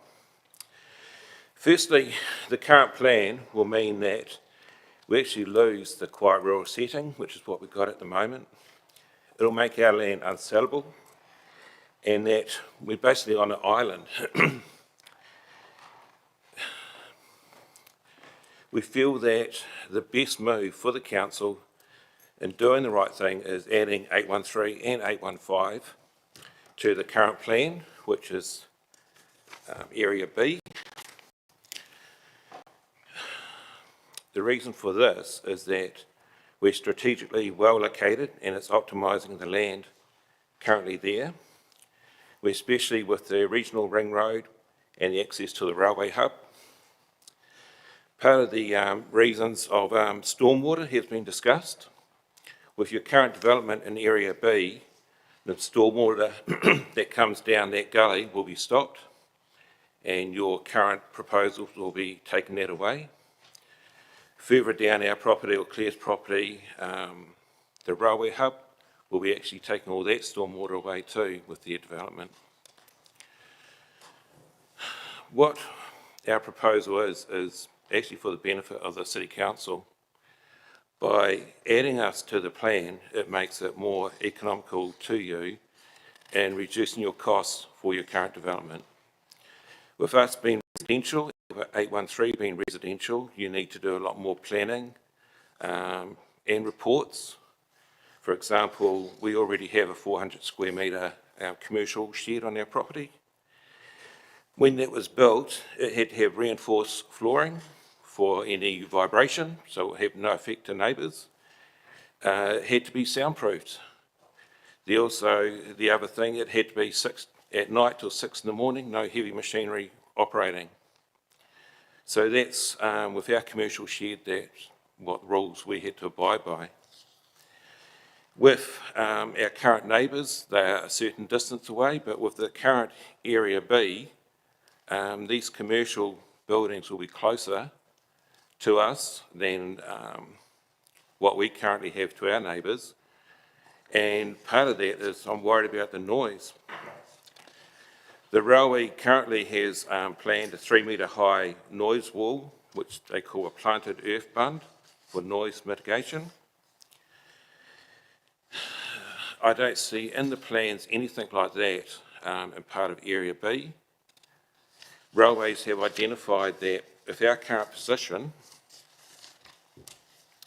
they're saying that we'll be in the range of 45 to 50 decibels based to their railway hub. Any closer to the hub actually increases to 65 decibels and plus. With your proposal, it's right on 815 boundary. So you'll be looking at 65 plus decibels in terms of noise to our land. With that in mind, then we'd have the rights to do abatement orders. It'd be breaching the Resource Management Act in terms of noise levels. And in terms of the moment your new development breaches the noise levels, that's when matters can be taken further, which is factories shut down, machines stopped, mainly because the noise control is our right as a residential ratepayer. So what we're saying to you guys today is that 813, 815 are the last two residential properties for your whole commercial expansion. There's no one else that's affected bar us. 813 has more land that is higher up off the floodplains. We have two sections on 815 that is also high above the floodplains and is the same level of land you're currently turning into commercial. There's 30 acres of good farmland down in the Kairinga Loam, and that is not part of what we're asking for. That is separate to state farmland, and that's high producing. The land up top, which we're asking you to join to Area B, is not high producing. It's exactly the same soil as what you're currently doing. And again, there'll be no negatives for the council. It'll actually be all positive, and I would be expecting you're saving hundreds of thousands, mainly in less reports, less rules, and in our sense, more rates from us. The question is, why would they leave two properties? Yeah, as Claire just said, why would you leave two properties out as an island? It's not for the benefit of the ratepayers and for those people that own the properties. You're pretty much handicapping us and sort of punishment just for being in the wrong place. Yeah, it doesn't make sense. And Just push your microphone over, yeah. Thank you. It doesn't make sense, and I suppose my question is, why would you leave two houses in an industrial commercial area that is residential? I can't answer that question. The officers may be able to. Yeah, it's just, that's why we do our submissions, to that's fix the question. it. Yeah, to fix that question. That's all we're asking. It's a fair comment. Look, we've got a couple of questions. Councillor Johnson. Thanks, Mr Mayor. Thank you for your submission. I'm just looking at the diagram that you supplied us that's got A and B on. The A and B are your two properties, are they? A and B is part of the same property. It's just under 40 acres. A and B is the same level of land, which is what you're currently turning into commercial. So A and B is the same level, same land type. The balance that's left is all different grade of farmland. It's all high producing farmland. Okay, so your property is bounded by the orange line? Is that what you say? Let's have a look. So yeah, we're 815. I'm just checking sure that I've understood what you're saying to us. Yes, our property, actually, I haven't got a colour one here. Where you see A and B come to a straight line, which is the south, that's the boundary to where you're currently going commercial. Yeah. Yeah. So, across the road then from A, Yes. it looks from this sort of satellite view that there is residential development? No, all they've been brought up by the railways already. Railways owns 2 or 3 of those properties, and they will be in due course bulldozed. Right. The only ones. Right, Really. okay. That's very helpful, because just looking at that, I wasn't quite understanding about you being the last remaining residential property. Yeah, the last 2. Yeah. So like holding the flag in defeat and... Yeah. Yeah, so basically you're in support of the submission that was made earlier today by, let me see, who was it? 813, yeah. Yeah, 813, I'll just... Ogden's, yeah. That's right, yeah, Odrins, yeah. Yeah. So, yeah, they're your neighbours effectively. Yes, they Yeah. are, yeah. Okay, thank you, thanks for explaining that.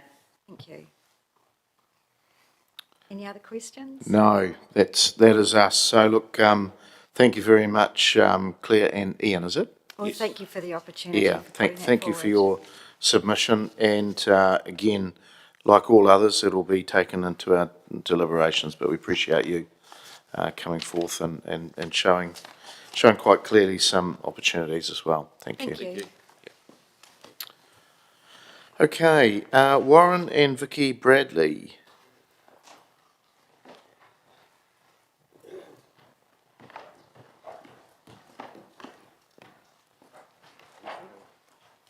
Welcome. Welcome. Hi, we own 787 Roberts Line, and we're not opposed to we're the first one property that is rural residential, and it's about to be changed or proposing to be changed to commercial. So we're not opposed to that, but what we have concerns about is, as part of that, there will be a road to service that commercial park, and that goes through our house, or part of our house, and our car shed. So whilst it's proposed it could take 20 odd years for the factories to be built out there, the road's going to go through, on paper at least, within a couple of years is the way I understand it.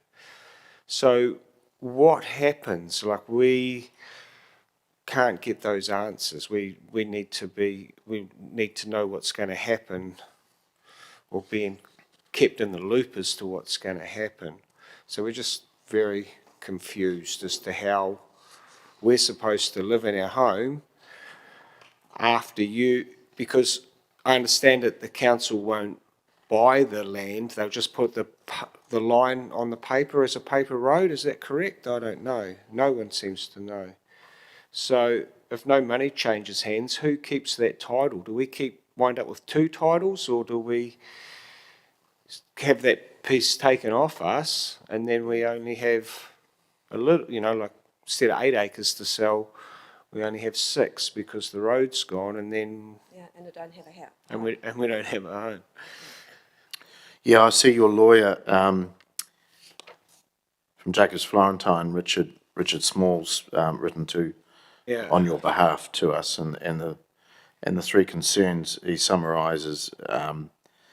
The council's proposing to acquire a strip of land on the property, which will be used for roading, as you've just alluded to, and is not proposing to take that transfer of the whole title.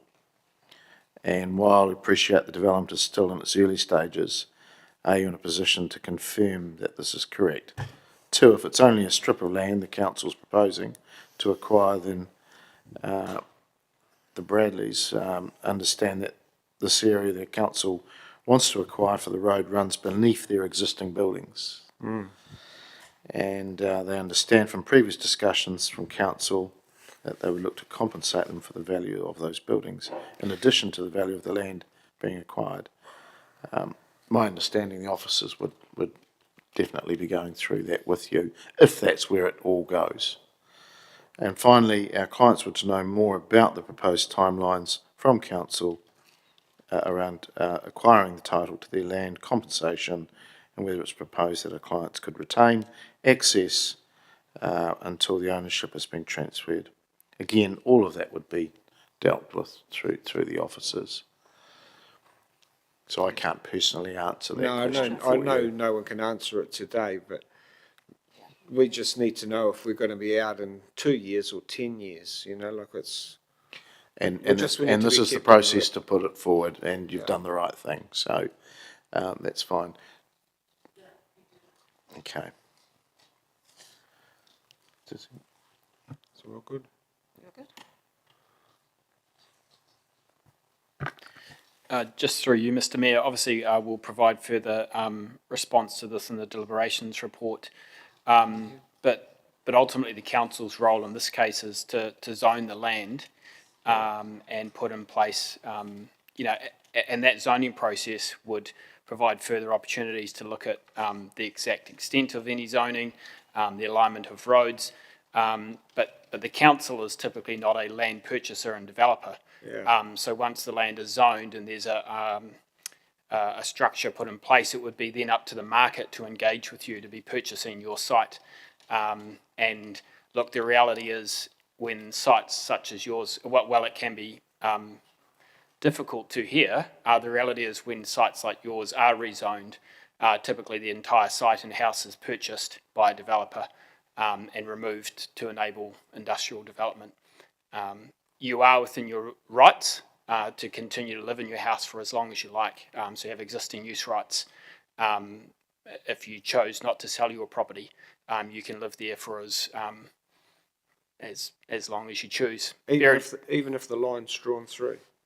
Yeah, so the line, so the council, as we said, we set up a structure for growth, but the council typically wouldn't be out compulsory acquiring your land to enable that road to be built, or the council wouldn't necessarily be building the road. What would happen is a developer would purchase your site, assuming it's rezoned, and then they would put in place that infrastructure, and they'd likely look to acquire your entire site and your dwelling. That said, you're not obliged to sell. The zoning doesn't oblige you to sell your property, and you can continue to live there for as long as you like. Yeah, so it wouldn't, the road part won't sell first, it will both sell together, is what you're saying? That's the most likely outcome, yes. Yeah, well, that's good. Right, thank you very much. So we've got one more question, Councillor Gordon. Oh, kia ora, thank you. Appreciate we're on a time limit here. So I was just wanting to understand the timing in terms of how you came upon this information that your house was part of this potential. When was it? We found out when they had the meetings in Bunny Thorpe. Sorry, could We you went to see could you just Keegan. push your the microphone around? Yeah, thank you. When we went, not the last lot of meetings that you've just had, the ones before, that's when we found out. We knew it was always quite possibly end up industrial, but we didn't know there was going to be a road, which has sort of complicated it as far as we're concerned. No, that's very helpful. Thank you very much. All right. Well, thank you for coming in, and again, you've done the right thing. Your letter and your lawyer's letter will be taken into all the deliberations. Thank you. Okay, number 75 is from Fonterra, and we should have online Laura Jeffries, Environmental Manager. Laura. Yes, hi councillors, can you hear me? Yes. Cool, thank you. Good afternoon, my name is Laura Jeffries and I am an Environmental Policy Manager at Fonterra. My colleague Suzanne O'Rourke, who is the National Environmental Policy Manager, and Philippa Forey, who is the Regional Engagement Manager, also joined me online this afternoon. So thank you for the opportunity to provide feedback on behalf of Fonterra in relation to the draft future development strategy for Palmerston North. Fonterra is New Zealand's largest company and a significant employer with more than 12,000 New Zealand-based staff and more than 5,800 employees overseas. Fonterra is a farmer-owned cooperative and annually collects more than 16 million litres of milk from its 9,000 shareholders. We own 28 manufacturing sites, 5 brand sites and 3 logistic distribution sites in New Zealand. So Fonterra has significant assets and operational interests within the Palmerston North district boundary. These include the Longburn manufacturing site, which is located at 2 Reserve Road in Longburn, 3 irrigation farms, which are known as Thornton Park, Innsmore Farm and Braeburn Farm, which are located around the outskirts of the Longburn village. We have a farm store in Longburn, the Fonterra Research and Development Centre at Massey University, Fonterra Brands manufacturing site at Mako Road in Palmerston North, and Fonterra Brands Palmerston North Depot, which is at Connolly Place in Palmerston North. So upon reviewing the draft strategy, Fonterra has concluded that the document has potential implications for its Longburn site and the irrigation farms in particular. This was the focus of our submission, which I'll speak to today. In particular, today I will be focusing on the key concern of Fonterra in relation to the draft strategy, being the lack of recognition of reverse sensitivity effects, which can arise in the context of urban growth. So firstly, just to give you a brief overview of Longburn site's operations, the site has been operating since 1966 and does not currently manufacture any finished products for sale to a customer. Rather, it's heavily relied upon to supply other manufacturing sites with raw milk and reverse osmosis retentate. It is strategically located between the state highway and railway transport links, enabling it to play a critical role in ensuring that Fonterra can meet its statutory obligations to process all supplied raw milk. The site processes up to 2.7 million litres of milk per day during peak milking season and employs more than 100 individuals from around the area. It operates an advanced wastewater reverse osmosis plant, the only plant of its kind within New Zealand in the dairy industry, and provides wastewater services to the neighbouring Goodman Fielder processing site. The 3 irrigation farms that I mentioned are critical assets that enable operations at the Longburn site. The primary purpose of these farms is to support the manufacturing operation by providing land area to irrigate wastewater from the site. This activity is authorised by discharge permits from the Horizons Regional Council. Braeburn Farm, which is located directly adjacent to the Longburn site, was originally operated as part of this irrigation scheme, but currently is not utilised for irrigation purposes. At present, it is managed as a cut and carry and dry stock farm. So turning to the content of our submission, while Fonterra is supportive of the purpose of the draft strategy, Fonterra's key concern is that, as currently drafted, it fails to recognise land use incompatibility as a potential growth constraint for development. In particular, it does not highlight the importance of avoiding reverse sensitivity issues that arise due to sensitive land uses being developed in close proximity to industrial activities. So when new sensitive activities such as residential properties are established near existing industrial activities, complaints are often made from these new residential landowners, regardless of compliance with planning documents and consents. These objections can stifle the growth of the established industrial activities and their development or redevelopment, and in extreme cases can drive these industrial activities elsewhere. So Fonterra has submitted that the draft strategy ought to seek to maintain and enhance the operational integrity of industrial activities, including Fonterra's current and future operations within Palmerston North City and the wider district. Fonterra seeks clear direction within the draft strategy that urban development should be planned in a way that seeks to avoid incompatible activities being located in close proximity to one another, so as to avoid the creation of adverse effects such as this reverse sensitivity effects. So our submission details how this direction could be incorporated into the draft strategy. The Kaka Tangiata urban growth area is an example of a large residential development being proposed to be established directly adjacent to an existing industrial zone, namely the Brainburn industrial area, which overlays Fonterra's Braeburn farm. I do want to note that the Braeburn industrial area has been identified within the draft strategy as an area for potential industrial growth through changing the district plan to provide for general industrial use if that land is not required for the expansion of Fonterra's Longburn site in the future. This is something that Fonterra considers may be appropriate in the future. So with that said, without sufficient protections in place, there is potential for reverse sensitivity issues to arise should the Kaka Tangiata urban growth area be established next to the industrial zone. As such, Fonterra seeks that any residential development is planned in a way that avoids reverse sensitivity effects arising due to the neighbouring industrial zone. Fonterra considers that such guidance should be provided by the draft strategy as a directive for the Kaka Tangiata plan change. Again, our submission includes suggested wording to this extent. So thank you for the opportunity to speak to Fonterra's submission today. Myself and Suzanne and Philippa are happy to take any questions.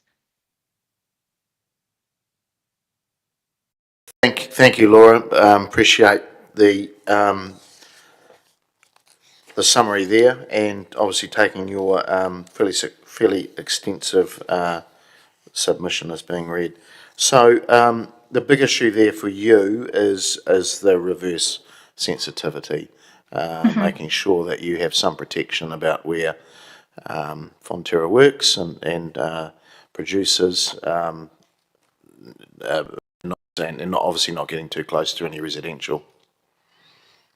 Yes, so currently the draft strategy doesn't mention reverse sensitivity effects or take into account land use incompatibility at all, and we would like to see some clear direction from that strategy that would then be incorporated further into the planning documents. You have the Braeburn industrial area. I call it sort of the dairy industrial area, but that does give you some protection, but you're seeking more.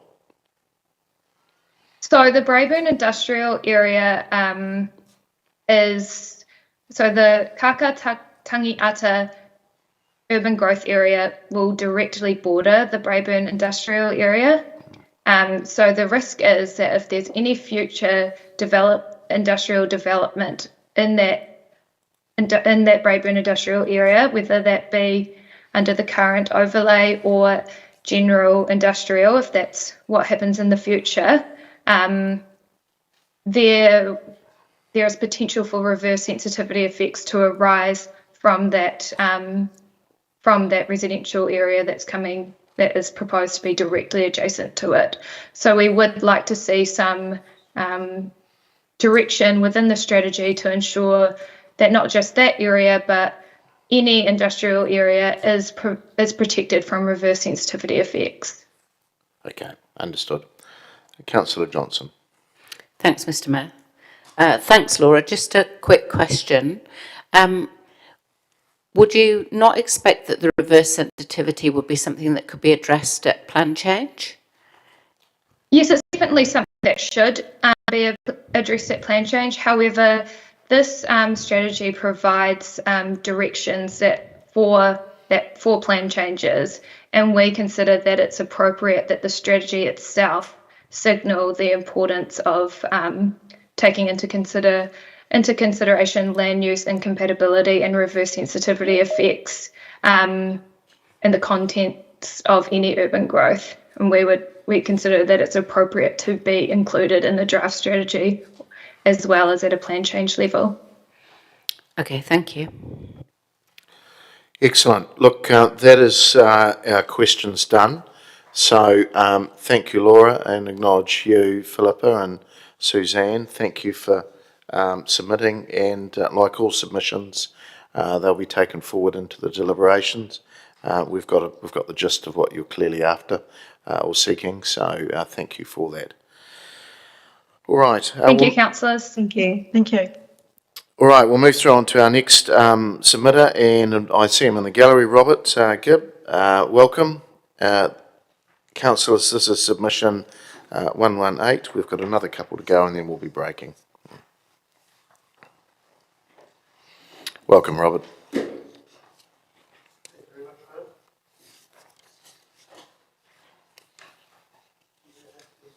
Just put your, yeah, that's it, you're right. Do you have the PowerPoint there? Yes, thank you.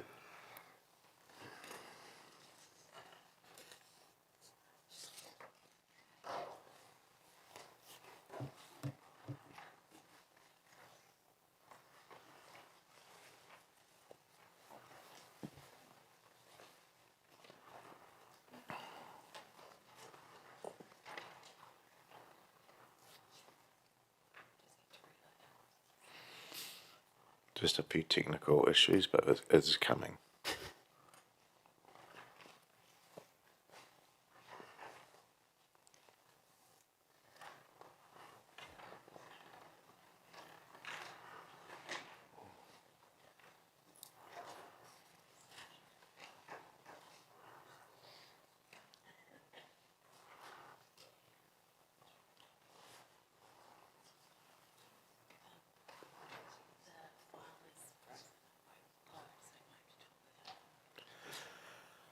They're just having some technical issues there, Robert. So perhaps you just start.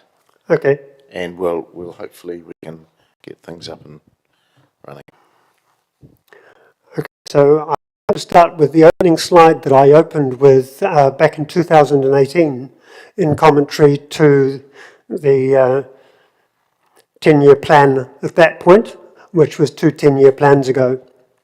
And the key thrust of that diagram was an indication that in order to achieve the 2015 Paris Accord goals, the 25% reduction per decade was an inadequate reduction rate of emissions for the Council, and recommending a best practice of 6.5% per year. The point of putting that up, and I acknowledge that as a council, not as a city as a whole, council has exceeded that rate, so I believe it's achieved that already, which is very good.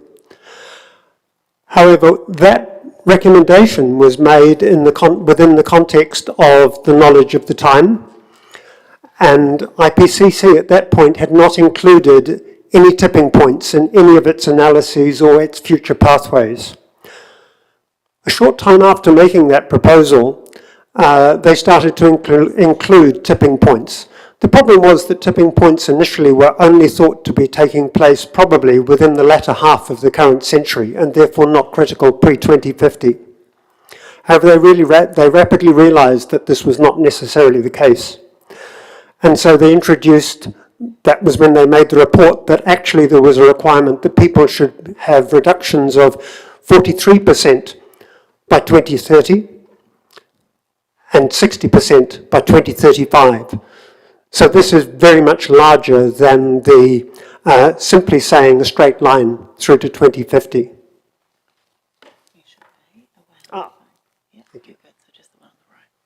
Yep. So that's introduced the additional green lines there are the direction of travel being suggested by the IPCC once they started to introduce tipping points into the equations. The other thing I've just popped on there is that second red line, which is simply indicating that by 2022, which is the most recent New Zealand figures, New Zealanders as a whole per person have reduced, but are nowhere near as far as progressed as the city is, and certainly nowhere near those curves. So what are these tipping points?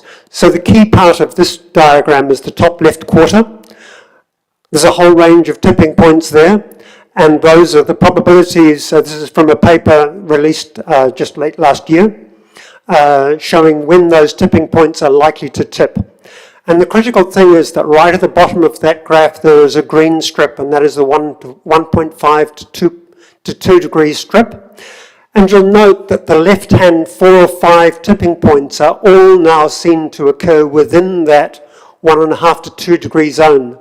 So even at 1.5 degrees, there is a risk of tipping points tipping.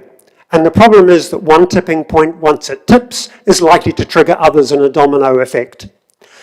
So what we are seeing there is that we are now, and then the grey bars over in the top right thing are showing the current policies and net zero policies and the range of temperatures that might be achieved by those. And you see that those encompass the tipping point zones of many of the other tipping points.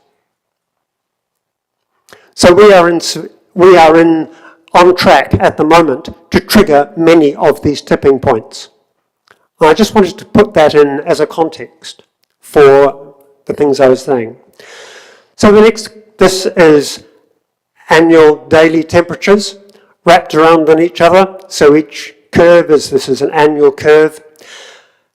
And so I'm asking, are we starting to see tipping points trigger right now? Because this is what we would expect to see. And what we are seeing is that 2023, that yellow line, was above all of everything since 1946, and the black line on the left-hand side is the emergence of 2024, and it is completely above the yellow line of 2023, which was already a record year.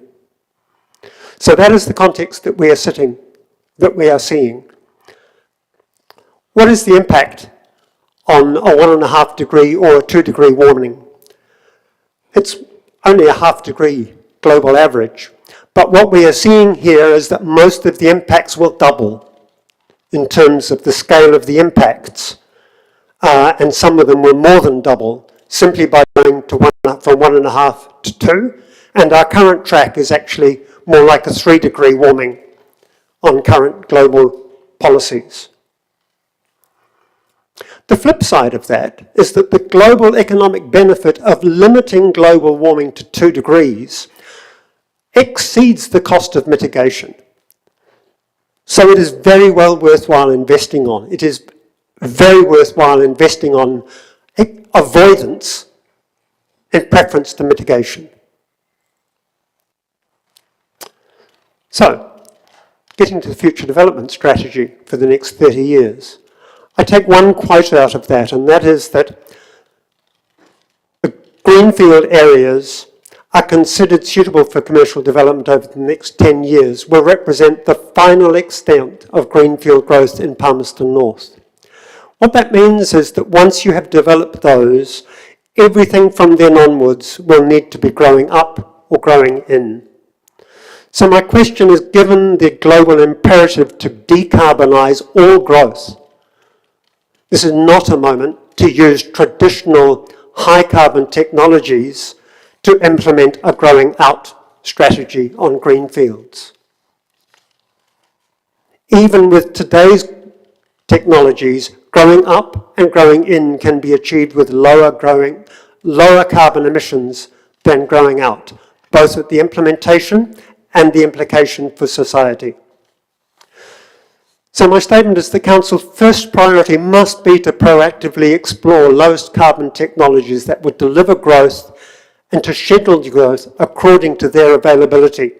A business as usual growth strategy just should not be on the table.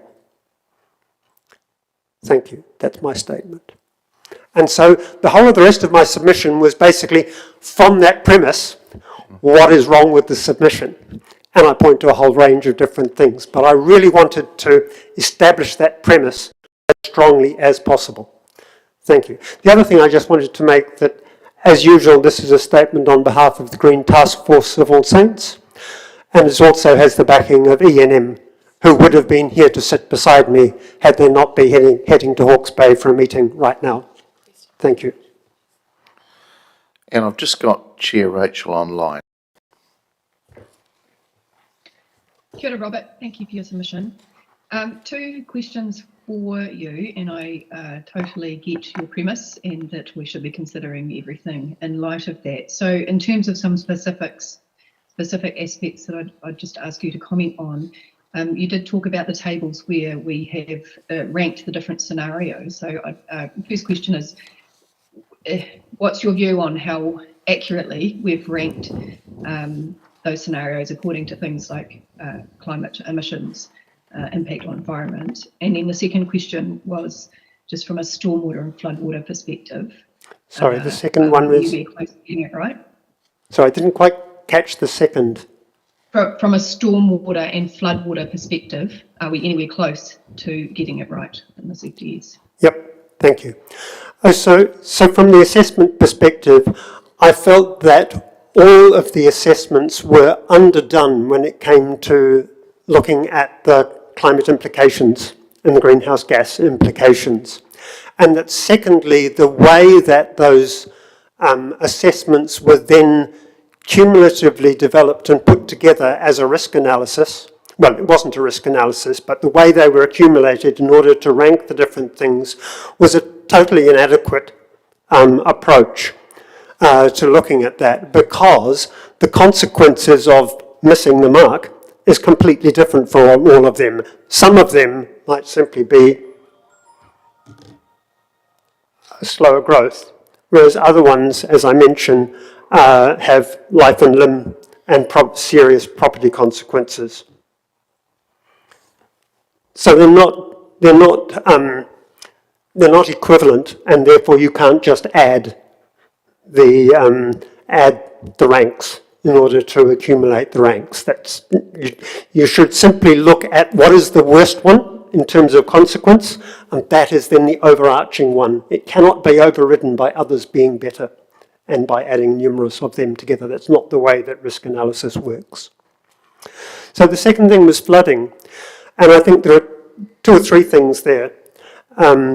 One is that Cyclone Gabriel, the experience of Cyclone Gabriel at the beginning of last year, a more recent NIWA report says that Cyclone Gabriel itself brought what was previously thought to be a 1,000-year event down to a 500-year event.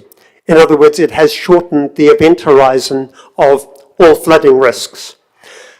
And if that is just now, with a 1.1 to 1.2 degree rise, as we move through to 1.5 degrees and beyond, all of that will get further compressed. So the NIWA modelling tools that have been provided to councils, I think, were last updated in terms of their histories and those sorts of things in the late 1819, maybe. 2018, 2019. In other words, they completely precede all of the sorts of risks that I've just been talking about. And so if following 2004 floods, we thought that 500-year events became closer to 100-year events, what we're now seeing is that those 100-year events are probably more like 50 and likely to be more like 20 or 10s. Under those circumstances, we should not be building on both sides of a stream, such as the Mangone, or such as the Manawatu, because as soon as you're on both sides, you have no escape on the other side.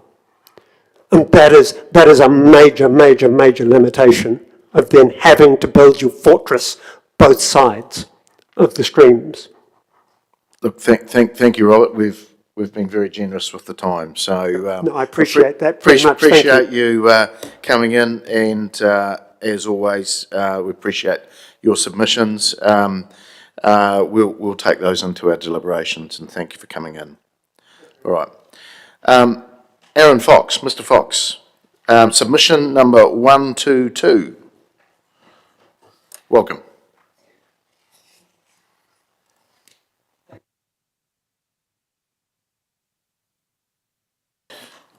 We're going to do it after you have submitted. Thank you.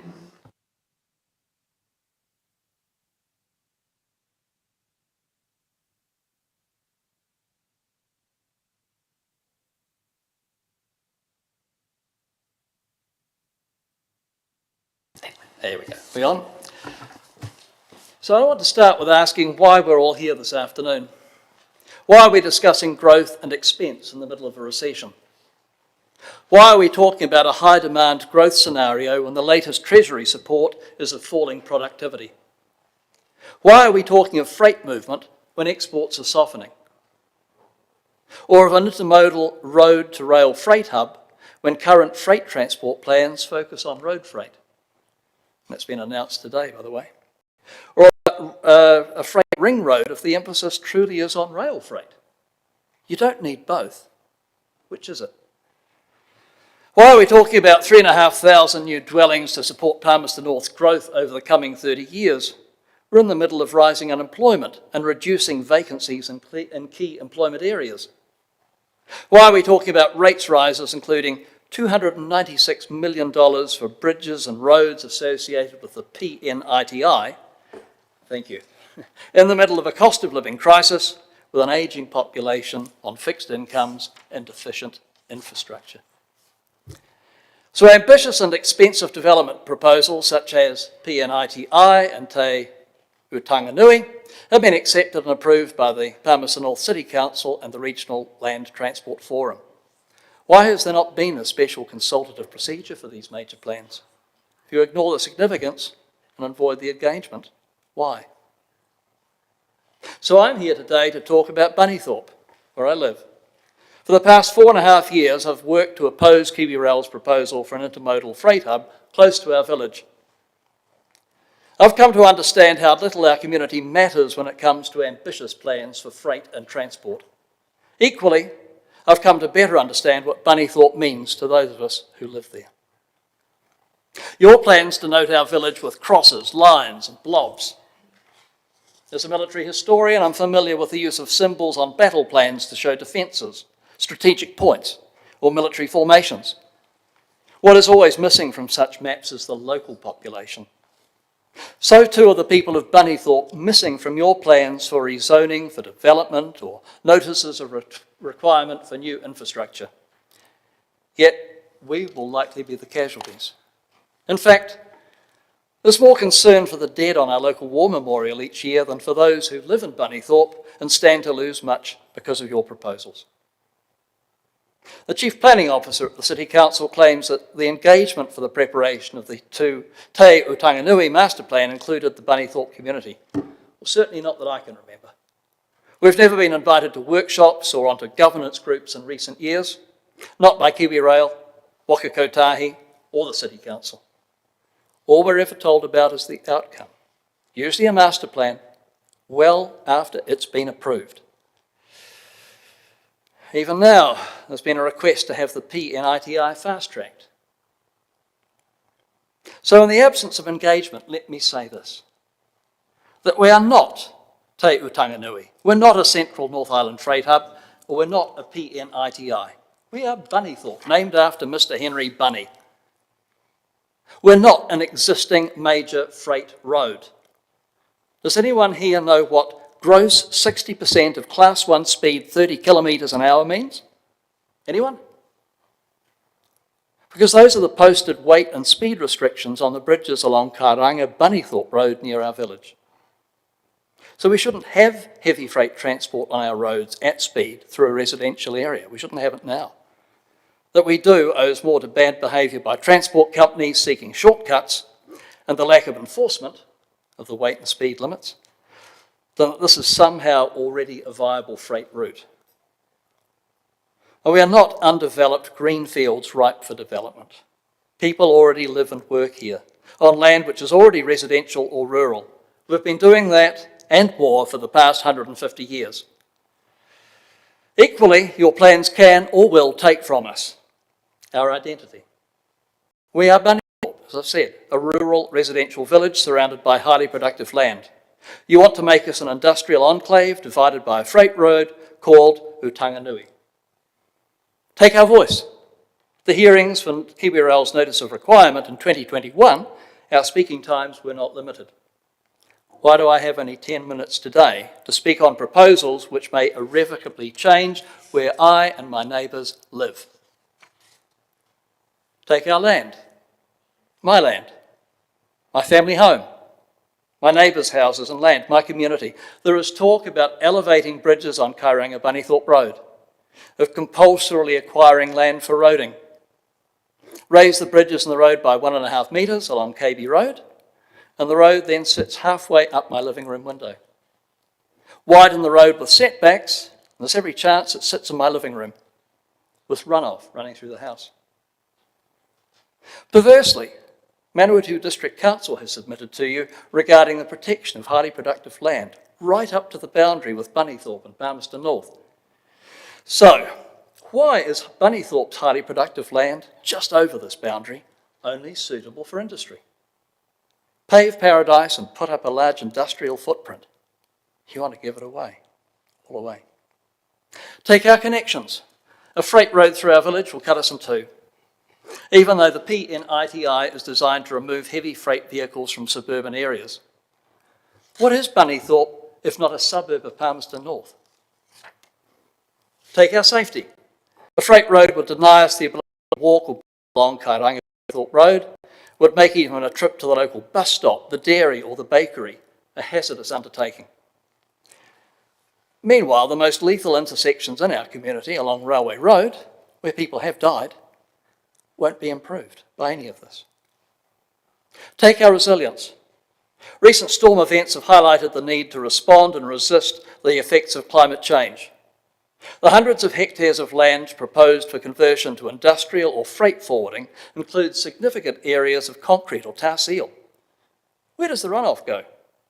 What will the effect be on our streams and flood controls in the event of localised downpours? Really, the industry and freight roads do need to go somewhere else, somewhere more suitable, where it won't flood or cause flooding, won't traverse residential housing, and your ratepayers can live in peace. Take our security. Many of us may lose our land by compulsory acquisition for a roading project decided in Palmerston North or Wellington.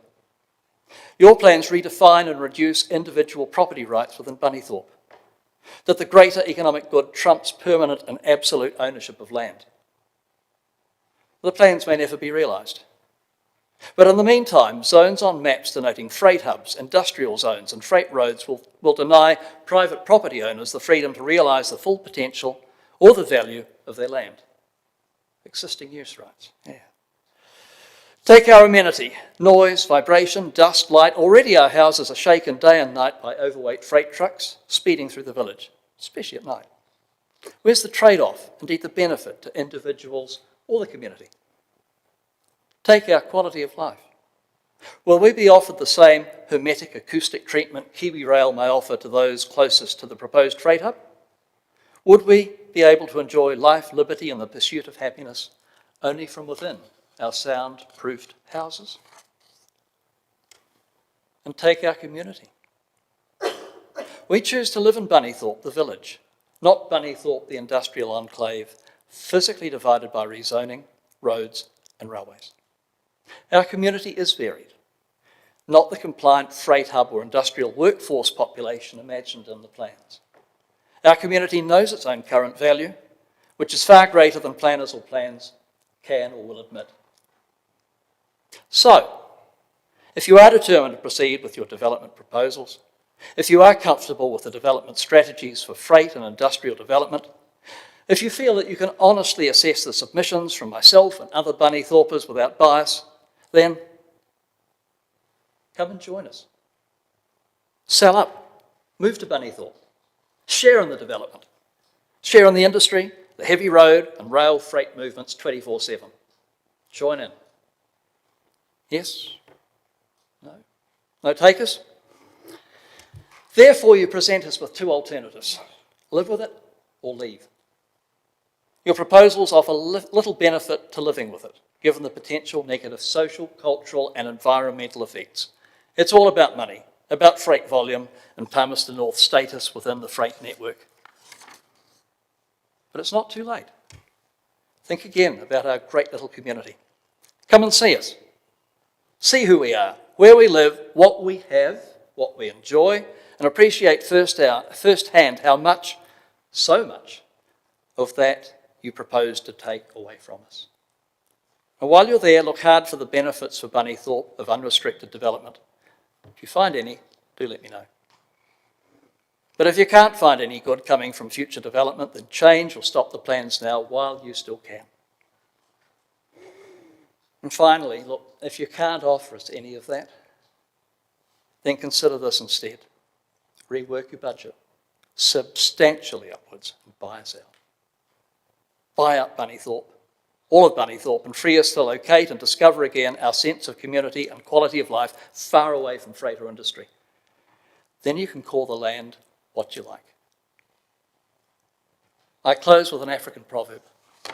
When the elephants fight, it's the grass that suffers. For Bunnythorpe, our grassroots. Thank you.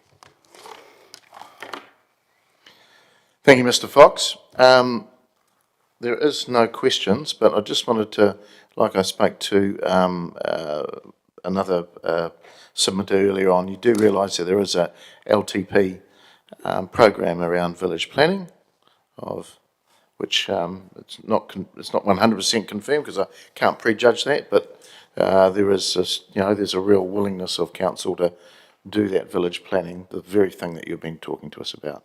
Can I respond to that? Yeah, certainly. Please do. Thank you. Well, a village plan is what's left of our village within your industrial enclave. There's been talk of a village plan since 2015 and before, and none of it's happened during KiwiRail's hearings, Waka Kotahi and the PNITI, or even through this. My fear is that a village plan leaves us with what's left of who lives there and what we have left of our village to live in. Furthermore, it's a community plan. It's wider than just Bunnythorpe. It's Bunnythorpe and the surrounding areas, people who live within the lights of our village. And it's more than a plan, it should be an aspirational document. But really, all of that should be sorted out before plans are afoot to change who we are and what we are. Identify that first, then look to change. All right. Thank you, Mr. Fox. And sorry about the flood. I missed the glass. Okay. All right. We've got number 71, Mr. and Mrs. Adams.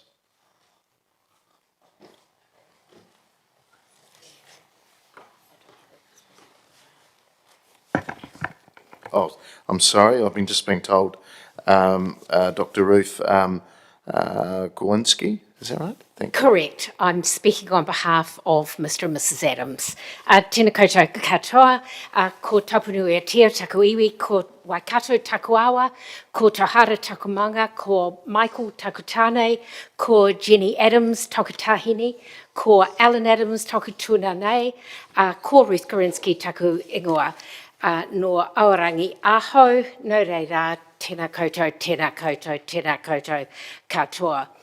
Thank you for this opportunity to highlight the salient points from submission 71 on behalf of Mr. and Mrs. Jennifer and Alan Adams, who resign at 114 Roberts Line, sorry. I outlined 4 key concerns in Mr. and Mrs. Adams' submission, and I just want to highlight a couple of those very briefly today. And key to submission 71 is the potential loss of designated highly productive land in Area D. Given the very minimal amount of land in Aotearoa, New Zealand, with such a designation, it appears unconscionable for the Palmerston North City Council to be entertaining taking 90 hectares of such productive land. As submission 71 clearly points out, there is alternative land very close by that doesn't have this designation and which is eminently fit for the purpose outlined in the Te Uterengi proposal. So we just really want to I guess just to put that reminder in there that highly productive land is to be absolutely a taonga for this country and not to be ploughed over without extreme thought in that regard. Kidsale is the name of Mr. and Mrs. Adams' property on the corner of Roberts Line and Newbury Line.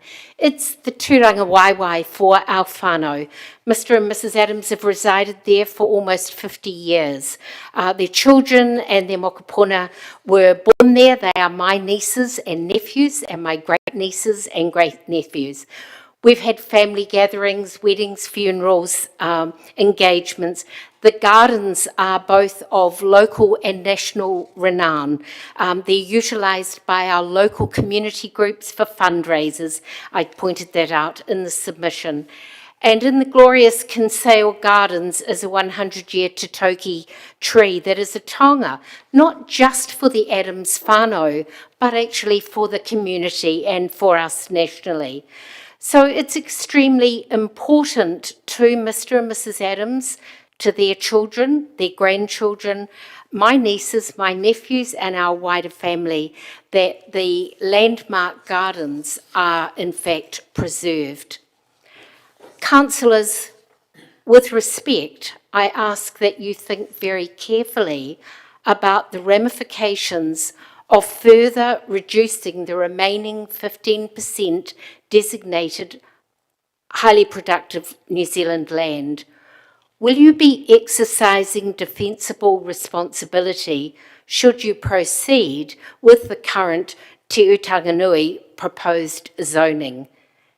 If your son, daughter, or grandchild owned the property at 1114 Roberts Lane, highly productive land with a garden of national significance that was your place, the tūranga waiwai for your family, would you make the decision supporting this unconscionable rezoning of Area D? I implore you to act with responsibility and exercise integrity and a moral compass that preserves the productive land upon which our nation's financial viability is built. Happy to take questions. Thank you. Councillor Harpiter. Thanks, Mr. Mayor. Thank you. Thank you for giving us this presentation. My question's around the lack of consultation. I was quite concerned about that. So can you just expand on that for us, please? Yes, I think that what we were concerned about is that there has been communication, but as one of the earlier submitters said, it is felt that there has been a lack of consultation. And there is a big difference, as you are well aware, between communication, receiving letters, being told, and consultation, where we can really sit around a table and hear the voices of the affected parties. And my sister, who's here in the audience today, and her husband and our wider family are, in fact, we want to be part of that consultative process rather than it simply being the council communicating. Okay. So you were invited to a meeting on the 4th of October. Yes. In Bunnythorpe Hall. Yes. And then since then you've had no other form of communication or consultation since Correct. then? Okay. Thank you for sharing that. Thank you, Mr. All right.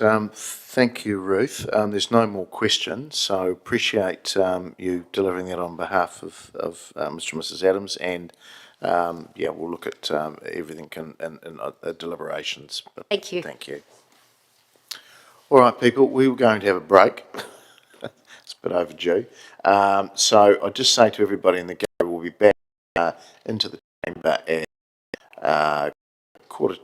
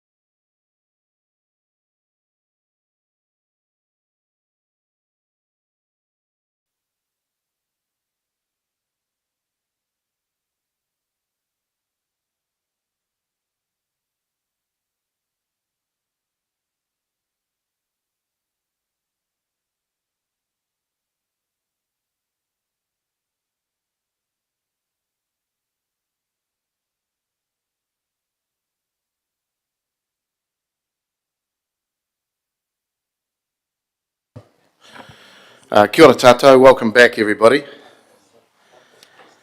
And we're now into our last session. And I'd just like to invite Heritage Estates Limited and John Farquhar, who I think's online, and Amanda Coates. So I'm not sure who's speaking, but either John or Amanda, floor's yours.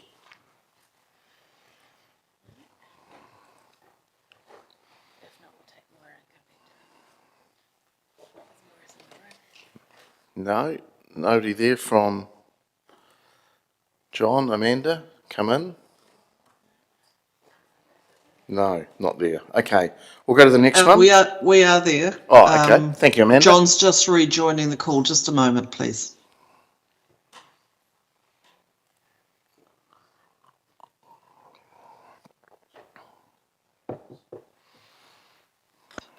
John, you need to unmute.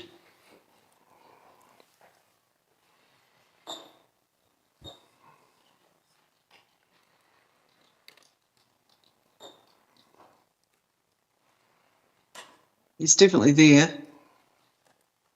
John, you need to unmute you.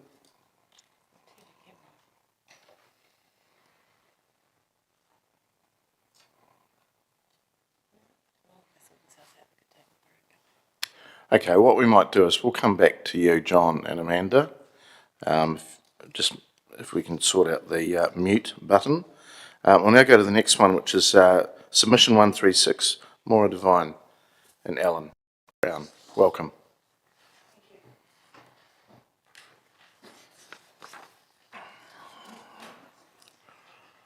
Yeah, I'm sorry.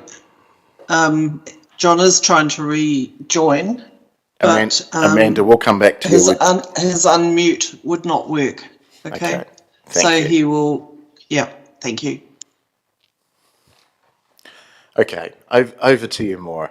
Thank you, Your Worship, Committee. Thank you for this opportunity to speak to our submission today. I present this on the basis that my submission has been read. As a farmer, today I focus on soils and drainage. I ask today that Area D be removed from the Future Development Strategy Te Tiu Tanganui Industrial Development Zoning Plan change.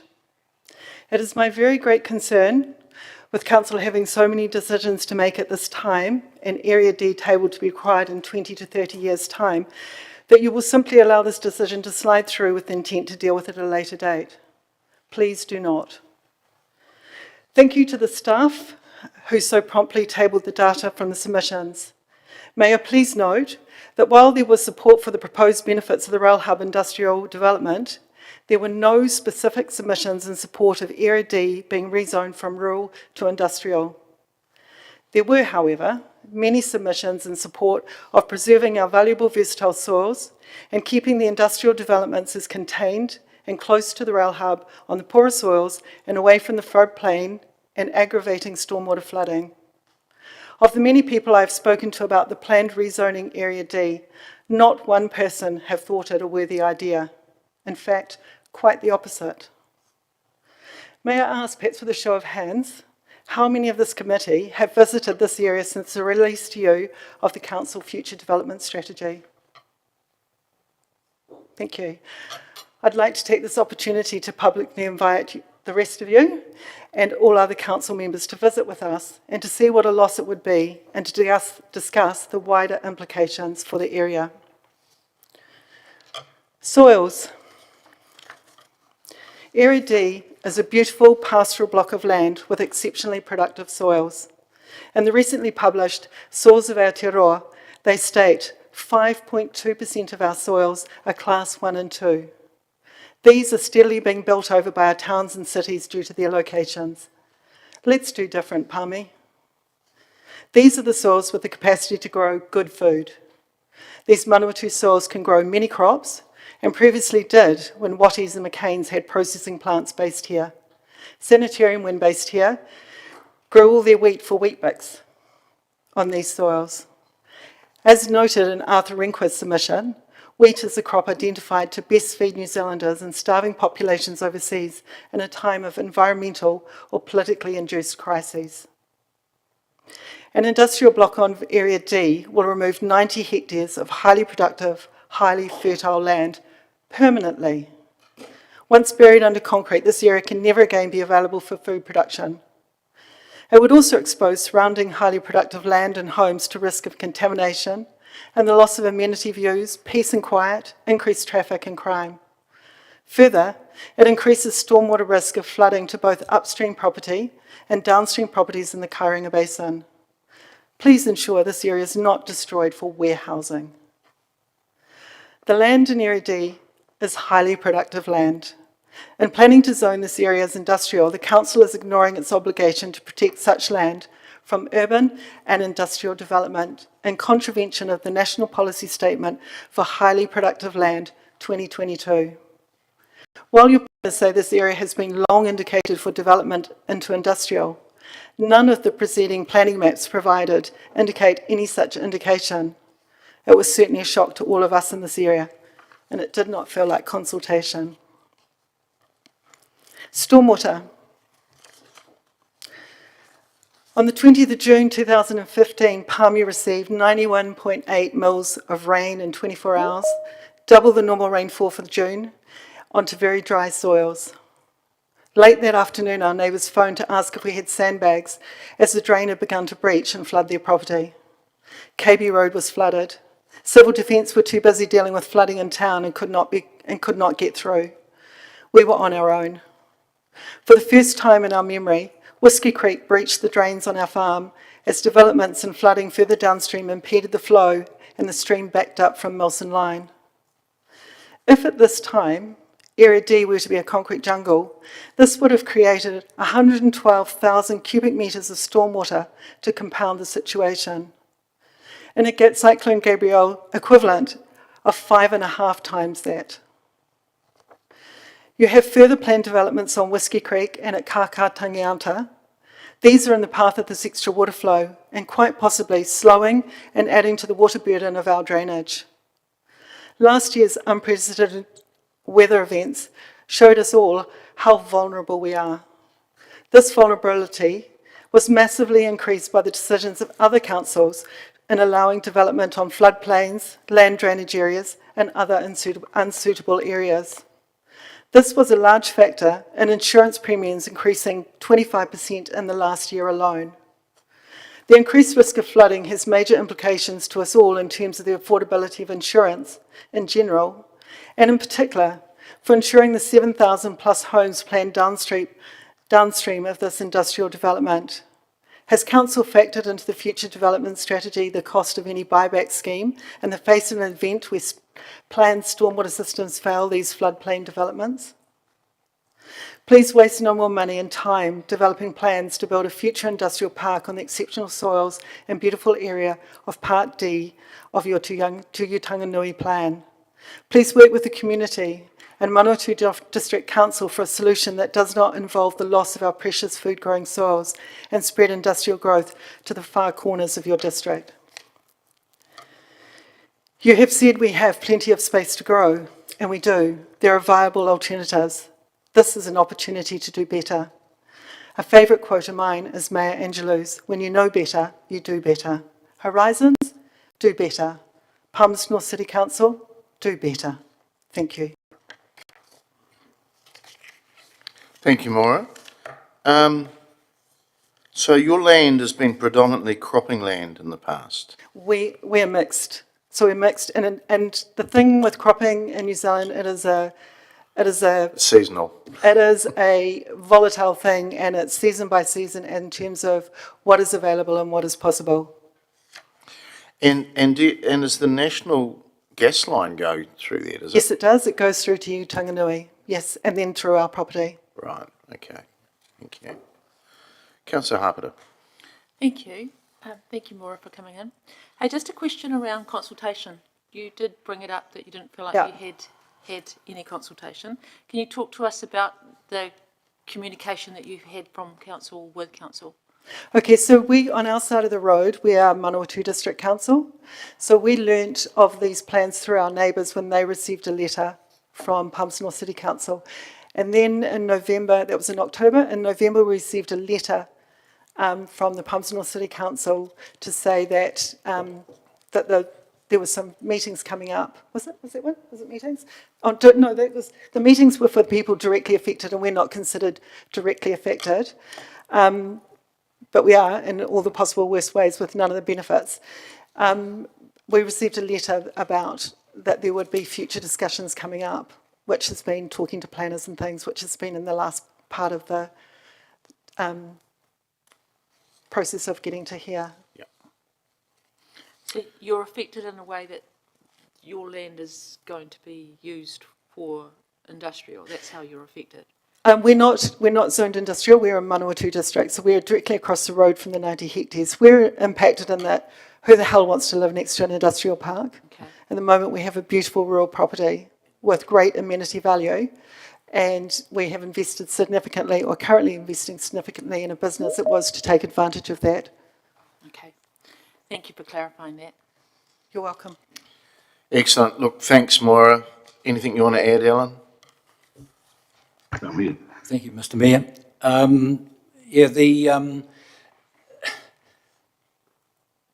The whole issue, especially about the pipeline, I don't know about building. I mean, it comes through our property and then goes into your place, area of territory, and it building on it. I mean, there's a restriction, total restriction of, and it's not marked on any of your maps. Okay. So I think that's a major that has been overlooked.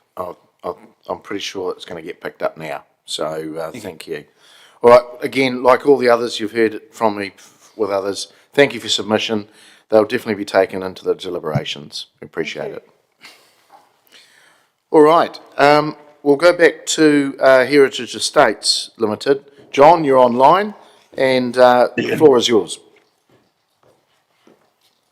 So can you hear me? Yes, we can. Yeah, can you see me? Maybe you don't need to see me. We can see you as well. Yeah, well, I can't see you, so it doesn't matter though, it's fine. Can you see us now? Now, good. Yes, I can now, thanks. Yeah. Well, I know you've probably had an opportunity to read what I've written.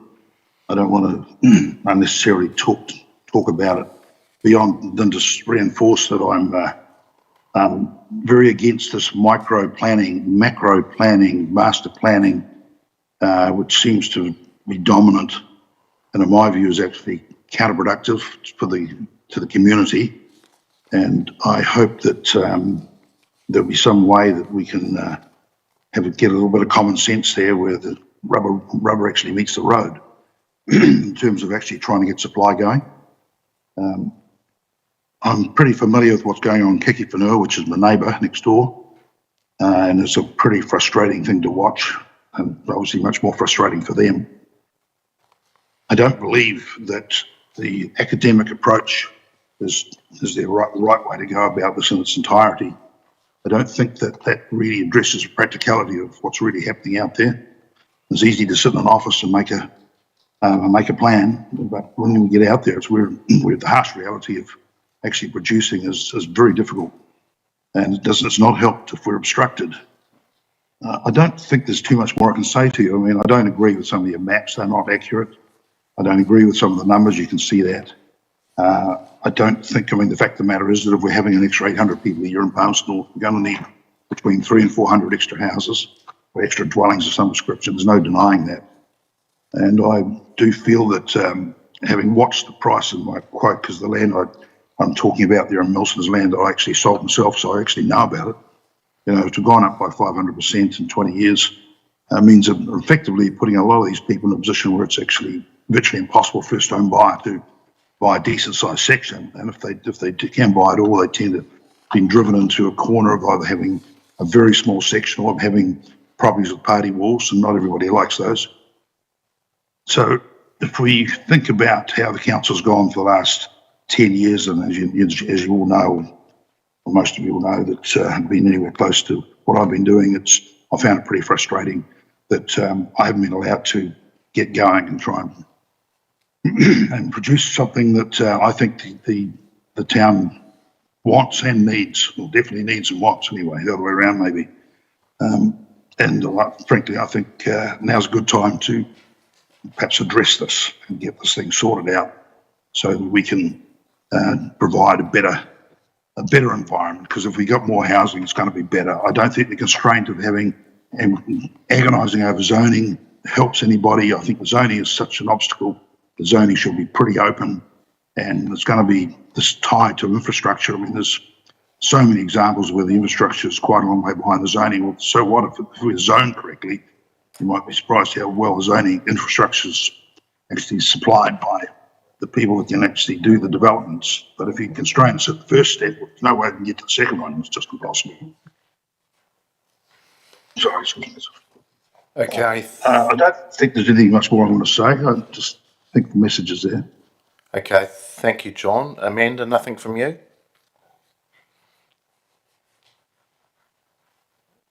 No. Okay, we have a couple of questions. Councillor Johnson. Thanks, Mr. Mayor. Thanks, John, for your submission. Are there any changes that you're proposing to the FDS? In particular, what do you mean in terms of the projections?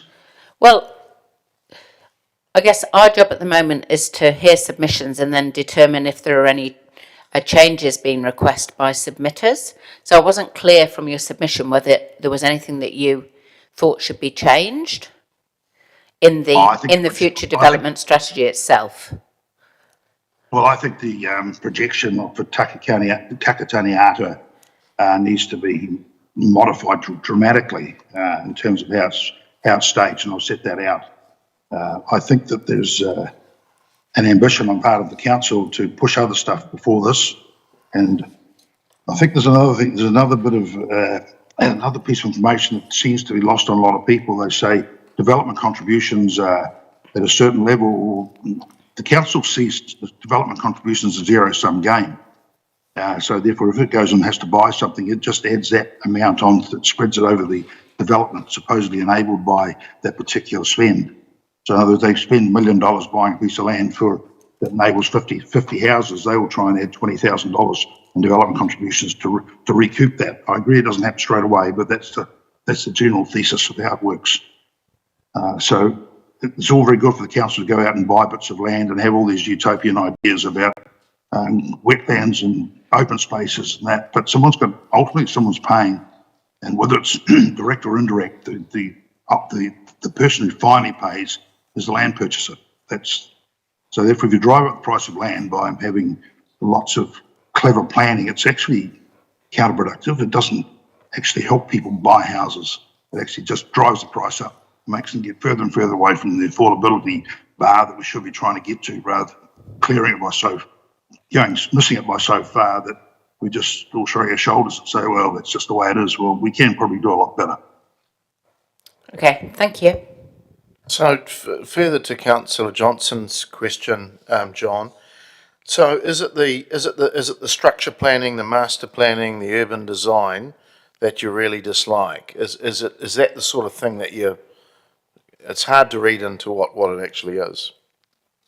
Well, it becomes so intense that then people get so wedded to it that you can't move it. It becomes entrenched and embedded that we can't. It's very hard to move things around once it's there, and you don't have to have that amount of structure planning and detailed master planning to achieve a good result. In any event, most of this master planning is only the idea of one or two particular people, which may not be a view that's widely shared at all. In fact, it might even be opposed. So I think that there should be a big loosening of the strategy of intensive master planning and leave it much more to the developer and the market to determine what goes, because it'll probably work just as well, just like it has for the last 100 years. Most of it's worked okay. Yeah, okay. And Amanda, I see you've got your hand up. Yes, in terms of what should be changed in the future development strategy, the mapping throughout the document is incorrect in a number of ways. So, for instance, some of the maps have infrastructure shown on them that doesn't exist because it's part of a master plan that hasn't been notified in the instance of Kakataniata, and therefore isn't appropriate to be in that document. And the reason for that is that when the FDS is adopted, then it becomes another relevant document that's referred to in future discussions for plan changes moving forward. Okay, thank you. Councillor Harpiter. Thank you. Hey, thank you, John. We got a submission earlier today from, or submission 83 from LT Projects, and they suggested that maybe Kakataniana, I can't say it very well, should be chunked down a little bit, should be maybe chunked down into smaller sizes. I just wanted to know what your view was on that, and so it wasn't done in one big lump project. Staged. It should be staged. Just without telling you probably what you already know, the Kakataniana started as likely 200 hectares. Our particular corner of it was 73, so we're about a third of it. Now I think it's running at 700 hectares. It's just got bigger and bigger and bigger and more unwieldy. And the council was sort of forced to rezone Kiki Whenua, and the history there is well known, 5 years ago. They've obviously, as we said before, they've got their own problems, but they really are effectively the first stage here. And I think that we should be the second stage. But I do get that the master planners, it doesn't suit them to have it work like this, because they know that the thing will get ahead of them and they won't be able to embed their master plan, or they won't be able to do various things. So they'll just delay it and slow it down, which is what they've done, so that their master plan can be adopted. But it's got too big. It's way too big, in fact. I don't see why you can't have a zone of deferred residential to do what it's going to do, rather than just say the whole lot's deferred effectively until we've got all our ducks in a row. This is the council now, so that we can embed our master plan, which might end up being fought for years at the courtrooms as well. I mean, what's the point of that? Gain nothing, have we, if we're going to do that? So I think the thing should be rationalised into smaller bits, absolutely. Yeah. Okay, thank you for that. That's what I thought. Great. Thank you, John, and thank you, Amanda. Yeah. Thank you, Mr. Chair. Thank you, councillors. Yeah. Great. And we'll take your submission and it'll go into the deliberations. We appreciate that. All right. Thank you. Thanks, John. And look, we move through now to 102, which is Jeff Twigg. Jeff, thank you for waiting.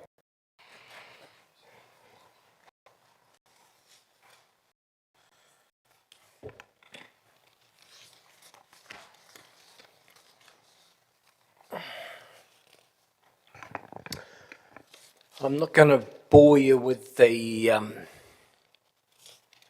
details I have in my submission.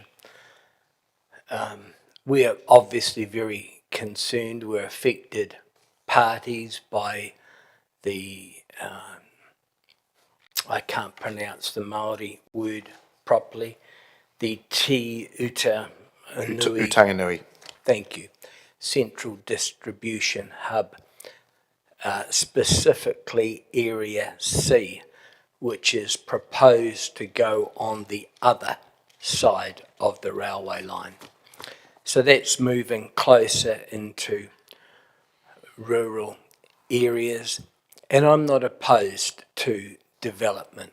So I understand that there's got to be some give and take and some sacrifices made, and I understand that in the best interests of this city that industrial land has to be developed. But I think that council are making a large mistake in zoning area C where they have it. Councillor Harpiter, I picked up that you were with some of the submissions, you've been concerned about the lack of consultation. We've had none. We were first notified by a neighbour. We're fortunate that we have good relations with our neighbours. And he said, I didn't see you at the Bunnythorpe meeting. What happened with you? Why didn't you turn up? I said, what Bunnythorpe meeting? And our address has twice been accidentally missed out from the mail brochures that council were having in terms of consultation.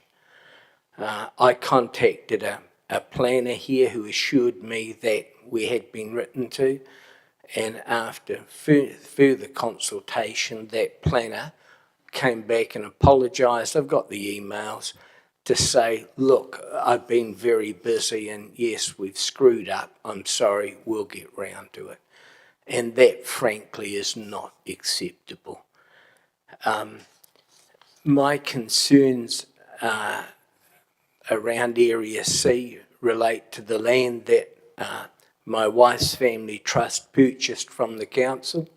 So that was part of the Linklater block, and we did what we thought was our due diligence in May 2010 to be given assurances by council staff and officers in the planning department that, quote, there would never be any industrial development on our side of the railway line.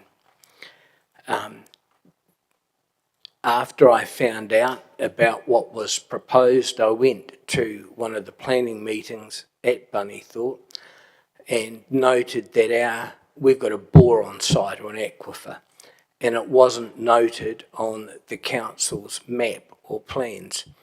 I asked the planner why it wasn't there and promised to get back to me. I've sent further email correspondence, so I've had 2 correspondences with a planner and never had an answer why my water bore has never been identified on council's paperwork.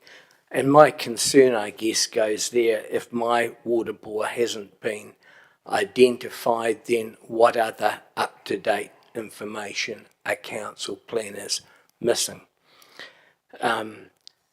I just feel that the whole thing with Area C is disconnected from the main northeast industrial area. And when I say disconnected, you've got the North Island main trunk line with its electrification running straight down the middle.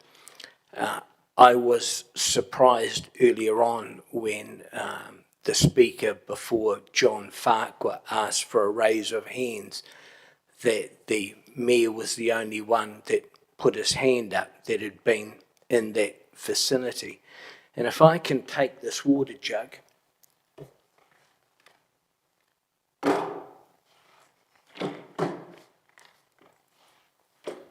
sorry, I'm a visual person and I'm speaking to somebody up there as well.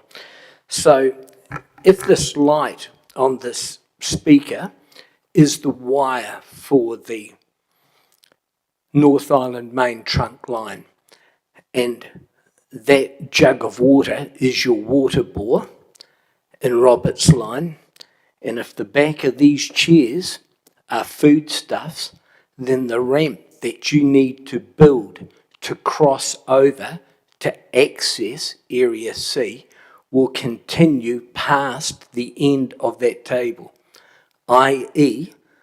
the height of the ramp and the inclination for it will compromise the integrity and access of not only foodstuffs operation, but your water bore that you've just built. In terms of timing and practicality, your proposal says that you want to get underway by the year 2032. Yet KiwiRail admit they've got no money. They spent the 40 million within 12 months. One of my companies has been doing some work in there for KiwiRail, and they put a stop on everything for 5 years. They can't afford, unless they get further government grants, to purchase any more properties. So for you to build a ramp to access Area C, you need that North Island main trunk line moved. And if you look at the notice of requirement for KiwiRail, that expires around 2038, 2040 before they start earthworks. So you want to get underway with Area C earlier, and I'm telling you it won't happen.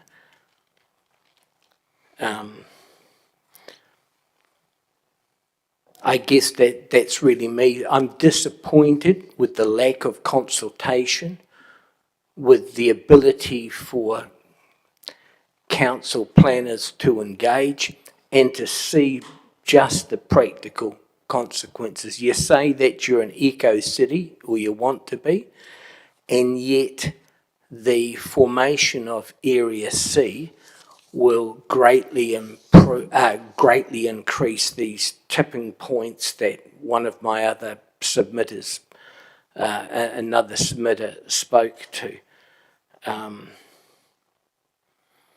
It just blows me away. All right, thank you, Jeff. Are there any questions of Jeff? There being none, look, thank you, and I appreciate the, I think it's 13 page submission you've put to us. Thank you, Jeff, and we'll be taking that into our deliberations. Appreciate it. All right, we're now moving on to ag research, and we have Graham Matheson. Graham, submission number 94, up to you. Thank you.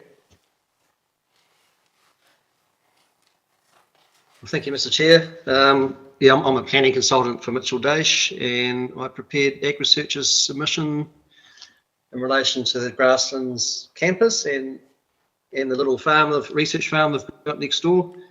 There's just one potential concern, and that's these possible plans of Massey to develop underutilised land within the Turitea campus for residential. I mean, Ag Research isn't full on opposed to that, but there are potential reverse sensitivity issues to think about if it's located too close. They've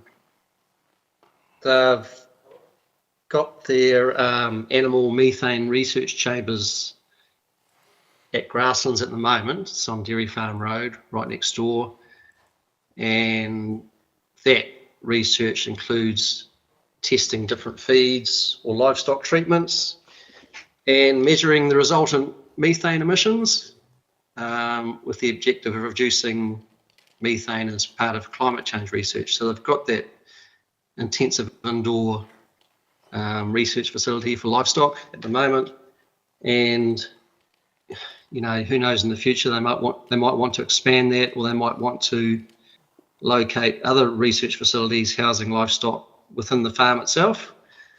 And I can give you a good example of what can happen as a result of planning rules when you've got incompatible activities in close proximity to each other. So we were involved, or Ag Research was involved in the review of the proposed Selwyn District Plan.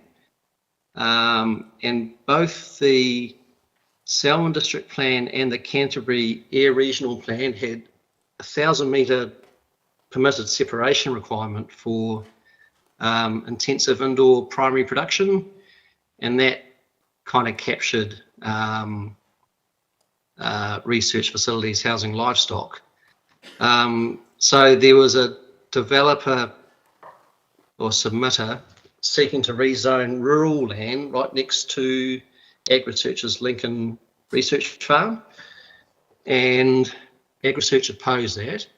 But the key issue was, as a result of that 1,000 metre separation requirement, Ag Research lost about 30 hectares, I think, within their 100 hectare research farm where they could establish research facilities housing livestock as a permitted activity. So it's suddenly gone from a permitted activity status to requiring resource consent. And then you have a situation where if they did go for a resource consent, all those new residents in the new residential zone would be considered affected parties. So they'd be in a position to, or they'd be able to lodge submissions opposing what Ag Research is proposing. So yeah, I'm just giving you an example there of what can happen. That neither the district plan, the Palmerston North District Plan, or the One Plan have any major setback requirements at the moment, but there does seem to be a trend around the country of councils putting in place these separation distances between incompatible activities like residential zones and intensive farming and that sort of thing. So I think the one plan is possibly coming up for review, and yeah, who knows what could happen in the future. So that was sort of the key concern. The other thing I've noted in my submission is that Massey's covered by the institutional zone. That's the same zoning for Grasslands as well.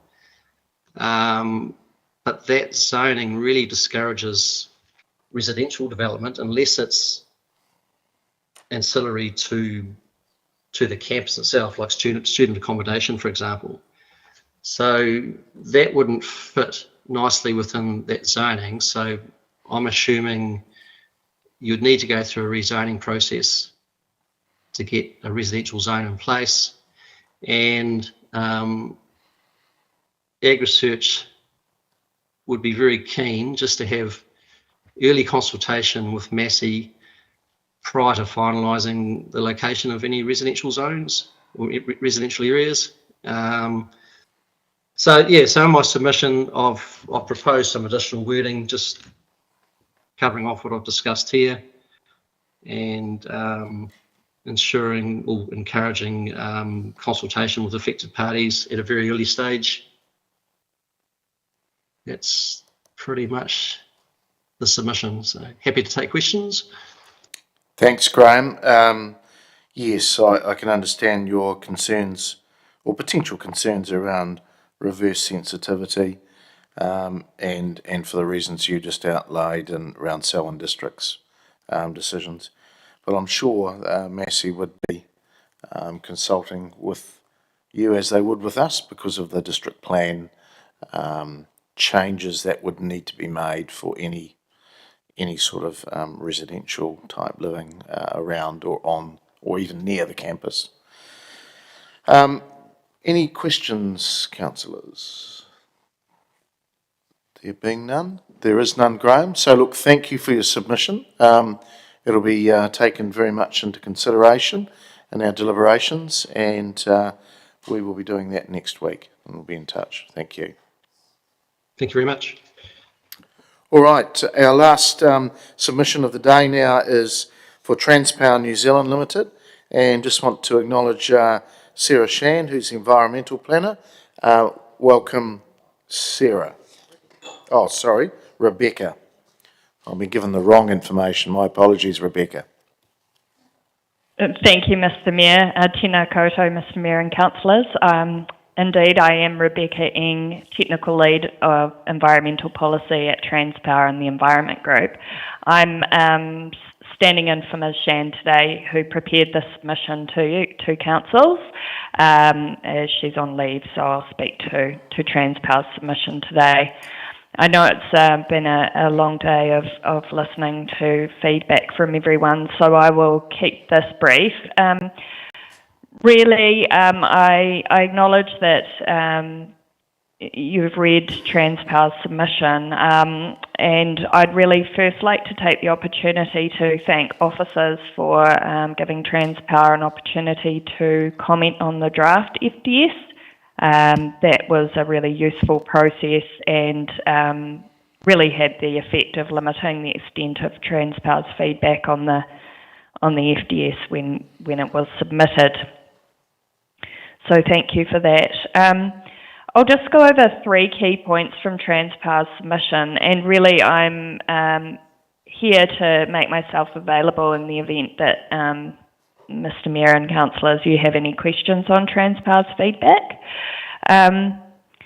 Other than the key points addressing the sort of statutory or technical aspects of the FDS that are required under the NPSUD, Transpower's key feedback centred around 3 core matters, the majority of which were actually addressed fairly well within the submission, so it was broadly supportive, and we've sought additional details within the final version of the FDS to address these three main things. The first is regarding the context of electricity supply to Palmerston North. The FDS did address electricity supply in a general sense, more focused on the local distribution network provision. So that is the electricity distribution network that for your area is Powerco. So Transpower brings the high voltage electricity to the grid exit points, and Powerco takes it to homes and businesses around the city. And Transpower sought some more specific information just to describe the context of electricity supply within the high voltage network to the area, and that's in fulfilment of the requirements under the the requirements under the MPSUD for FDSs, just to fill that out a bit more. The second aspect, again, just to clarify that the National Grid is noted as a physical constraint development, and this is covered within the draft FDS, and Transpower's feedback sought to make that a bit clearer and to refer to the National Grid corridor setbacks that are operative in the Palmerston North City District plan, and Transpower's expectation that those buffer corridor restrictions are taken into account as a physical constraint to development within any new growth areas. For example, this is actually already happening in Aokautere, and also to note that the lines traverse through that Kakatakianga area as well. And the final part was also to just support the text regarding the role that the National Grid will play in the long term in supporting electrification of the economy in order to meet New Zealand's carbon zero goals. And in that regard, Transpower sought information and sought some text within its feedback on the earlier draft FDS, just to confirm that while the existing National Grid network is going to be mapped within the FDS, there may be a need for connections to new renewables in the future, or new renewable electricity generation sources, or potentially lines through the district, albeit there aren't any current plans, but just acknowledgement that that's a possibility. So really, those are the three main points, and again, just like to support the council's approach and appreciate the opportunity to be heard today. Thank you. Thank you, Rebecca. Are there any questions from councillors? Obviously, with the National Grid and the role that you play, and I suppose Bunnythorpe, we talked about Bunnythorpe a bit today, but with the substation there and the role that you play, bringing electricity up the network via Bunnythorpe, it's a pretty big substation for you. That's correct, yes. One point that we noted in the submission is that there are some works planned potentially at Bunnythorpe substation to manage demand. However, the growth projected through the FDS doesn't make a material difference to that situation in terms of requiring more, if that makes sense. What, more power? Yes, more than already predicted. Right. Okay. Well, look, thank you, Rebecca. We'll take everything else as your submission is being read. It'll go into our deliberations next week, and we thank you and Transpower for submitting, and we will be in touch. Thank you. Thank you.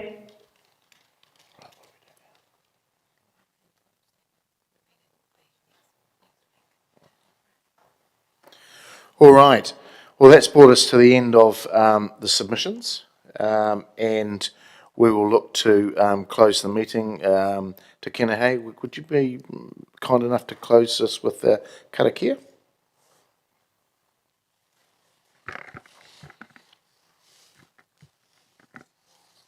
Kia ora tātai, Your Worship. Thank you for at the city looking after us today. Kani ngā mihi. Tēnei te mihi kia ihoa o ngā mano. Nāna nei I ho mai ngā mea katoa I te wāka mutu. Tēnei o ngā hui hei whiriwhiri I nei āhuatanga kei waingi a tātou. Nō reira, tēnei te inoi ki a koe he hāpai tō tātou mahi. Tūturu ōwhiti whakamaua kia tīna, haumi e, hui e, tai ki e. Kia ora. Great, thank you. Thanks to the officers and administration team, thank you, and to you, Rachel, online for being with us all day. All right. And we will be deliberating next Monday, but if I could ask you, because there's a number of questions, certainly I'll be, and we spoke about this at a break, if there are any questions you have, if you could please feed them through to the officers, maybe to you, Rebecca, in the first instance, and we will then have those answers distributed to everybody on the committee. Great. Excellent. Thank you.